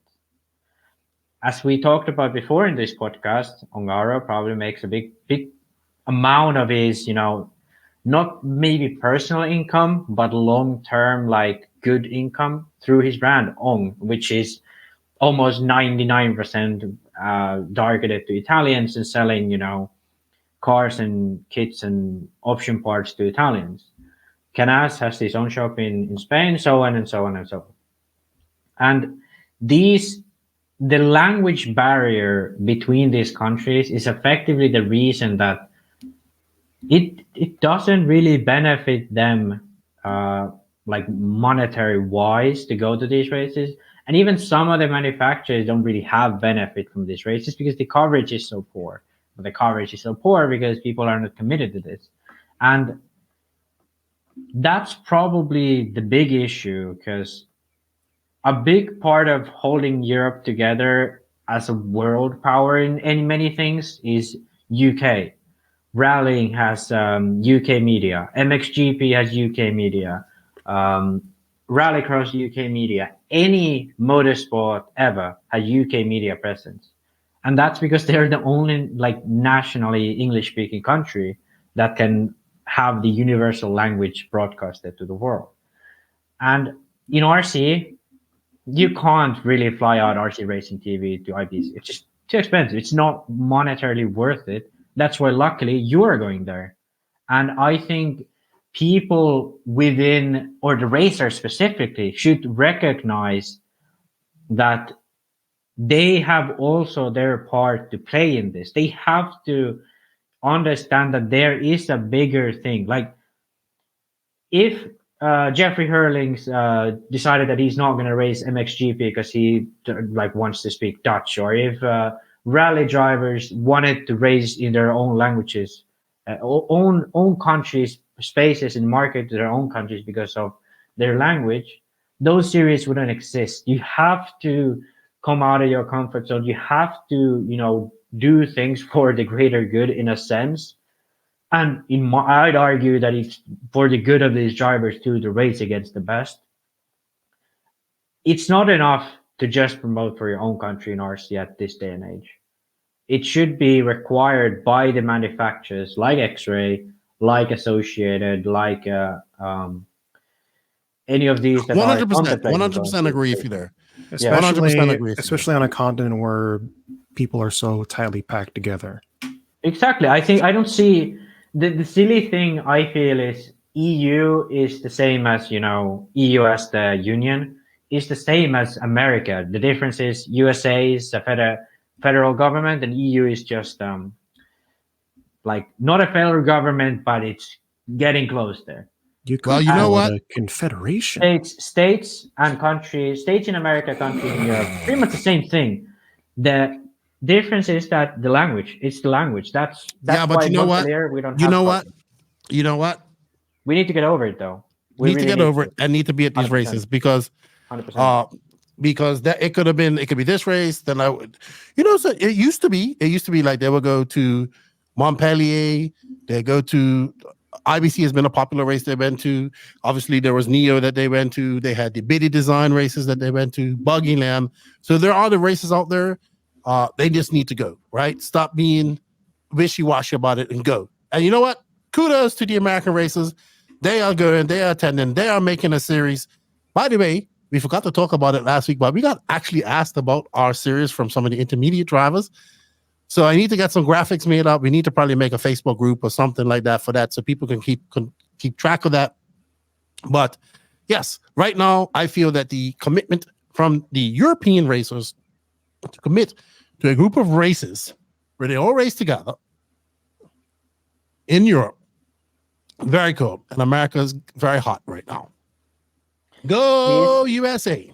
Please, if you are a listener of this podcast and are a fan of Runner Park or Ongaro, send them a message like, hey, are you going to IBC? I'd really like to root for you. Okay? Yeah, push them. We want to get them to IBC because we want to see it's going to have good coverage. We're going to get to see them race on the track.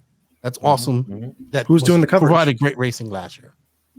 Who's doing the coverage at IBC? Some idiot who talks too much. Myself and actually the guys, they work for the association, so they'll be doing the cameras and stuff. We're going to do a lot more. Okay. This year, but definitely should be going. All right. That was our hot and cold. What do you guys think about our hot and cold subjects? Do you agree? What do you think about the 8-scale racing? What do you think about Lutz, Mayfield, and European races not coming together to race in a very union like European style fashion. So hopefully we shake some branches and some beehives fall out. I already did that by mentioning Confederacy. You mentioned Confederacy? Yeah, I said the EU. You could call it a confederacy. Anything to add before we go on to our conclusion this weekend? I've talked too much today. You have definitely talked too much. I haven't talked enough, but you haven't talked enough. So tell us what's going on with you, Cade. What are you doing this? Are you racing this weekend? I am racing this weekend. There's like a double header racing again at Loganville because that's like the big track in Atlanta. And they're doing 2 races in one day. One race in the evening, one race in the morning. So are you going to both of them? I'm going to both of them. You have it's not new to you, but a couple of this gentleman lives like he is so close, not so close, but I would say he's with 2 hours away from lots of racing. Either way, right? So he could go down to Florida and race, probably a little longer down to Florida. He could go over to Carolinas race. I can go to the Carolinas a lot easier than Florida. Well, they got that new Rocky Point Raceway that they had to race up there the other day. That place looks nice. Did you see that? I did. It looks very nice. And I plan on going there very soon. Coming out to Florida to race at any FRCC races, that'd be great. Probably later on for you. Probably later on in the year. I still got to get through this internship. Yeah. Max, what big race do you want to attend in America? That's what somebody asked me. Come to AMS. It's probably the closest thing you get to a European style race. I don't know. Wicked Weekend's also good, but it's also going to be really hot. Wicked Weekend. Where is Wicked Weekend? Is it pretty close to me? Is it close to Atlanta? Yes. It's like what's the closest big city? Atlanta. How is far like away? About give or take an hour. Not even that really. Yeah, 100% Wicked Weekend. I think I like the venue. It's open. I don't want to be in a fucking dust bowl full of smog and nitro fumes. It's all open there. Yeah, it's I like the style of Wicked Weekend. I don't mind the hot. I've never been to Georgia, so yeah, not AMS. Not really like I don't know. I like the format. I would come for that. But I think, where was it? Tennessee? It was in Alabama. Alabama, yeah. Tennessee. Yeah, I don't want to go to Tennessee. It's fucking trailer parks next to trailer park. And then Alabama, I don't know. I'd much rather go to Georgia, to be honest. So I think if on my bucket list, if I went to America, I'd go to Wicked Weekend. Okay. Good stuff. All right. Well, I'm not going anywhere till next month. So I'll be watching a lot of racing this weekend.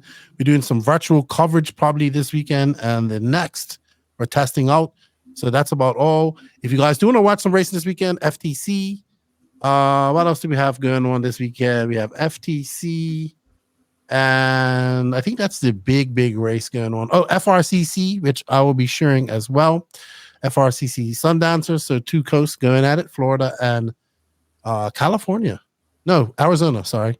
Close to California, 4 hours away. But thank you, everybody. Just a kind of a short 3-hour and 14-minute podcast. Short. Quickie. If Max not paying attention to the safe words once again. Let us know what you guys think about our topics today. Always let us know in the comments. Max, you got to get in those YouTube comments. I'm surprised you ain't. Join us in the NNRC. Are they roasting me? No, but you would definitely have fun talking. The more people that talk in the comments, the better. Join us in our NNRC Discord. Yeah. Feed the algorithm. I'm going to be doing some interviews next week. I've done a couple. Now I'm just saving them up. I'm going to start releasing them soon. With that said, I think that's all we done for today. I want to say thank you to all of the NNRC squad around the world. Thank you to Cade for coming on and not being as talkative this week. Very tired. Letting Max get all the talk the most. I want her to counteract Max. No, I'm like a sniper. I only talk when I need to. And he's like Simo Häyhä. It comes full circle. He has been like the main character of this podcast. We started out with him. We, almost got him again, and then at the end we came back there. Yeah, and we don't know if you're actually sitting in your underwear or not at this point. Oh, I could be totally naked. Exactly. No. Which it's not what I want to imagine. Those of you just listening probably don't know either. Yeah. They have no idea. But even if nobody knows, you could never. Nobody knows. Nobody knows. It's like the TikTok sound like. All right. Well, thank you to everybody around the world for the support. Thank you to the patrons and YouTube members for the support. Thank you to these companies that continue to support us. We have the links in the written description for everything here: coupon codes, affiliate links, and everything else in between. They are Invisible Speed, High Tech RC, Corsa USA, Sidewinder Fuel, Mayako, Beach RC, Techno RC, Clinic RC, Stacked RC, Racecraft USA, RC Box Club, Call RC, Elite RC Productions, Florida RC Championships, RC Body Armor, SJ Racing Builds, House of RC, RCGB. Shout out to our drivers: Dave Ronafalk, Robert Battier, Alexander Hagback, Matty G, Pekko Ivanen, Juno Hotman. Roach, you have a good time at Loganville this weekend. Max, you have a good time of snow. Just lots and lots of I'm snow. going to the north. Where there's more snow. Where there's more snow. It's cold. Oh, yeah. Right here, it actually got to the positive degrees. So we had some of that melt away. But now it's just fucking icy hell. But we just talked to my girlfriend's mother, and she said it's like what is this? Like 6 feet of snow there. There you go. So I'm waiting to go there. It's gonna be nice. Well, I hope you enjoy your reindeer balls while you're there. With that said, it's not that hard. We are going to say Nitrous Glory, E-Buggy pays the bills. Max, Cade, and Lefty, we're out. Have a good evening. Be safe, everybody. A good evening, a good weekend of RC racing. Let us know how it goes. We out. See you guys later.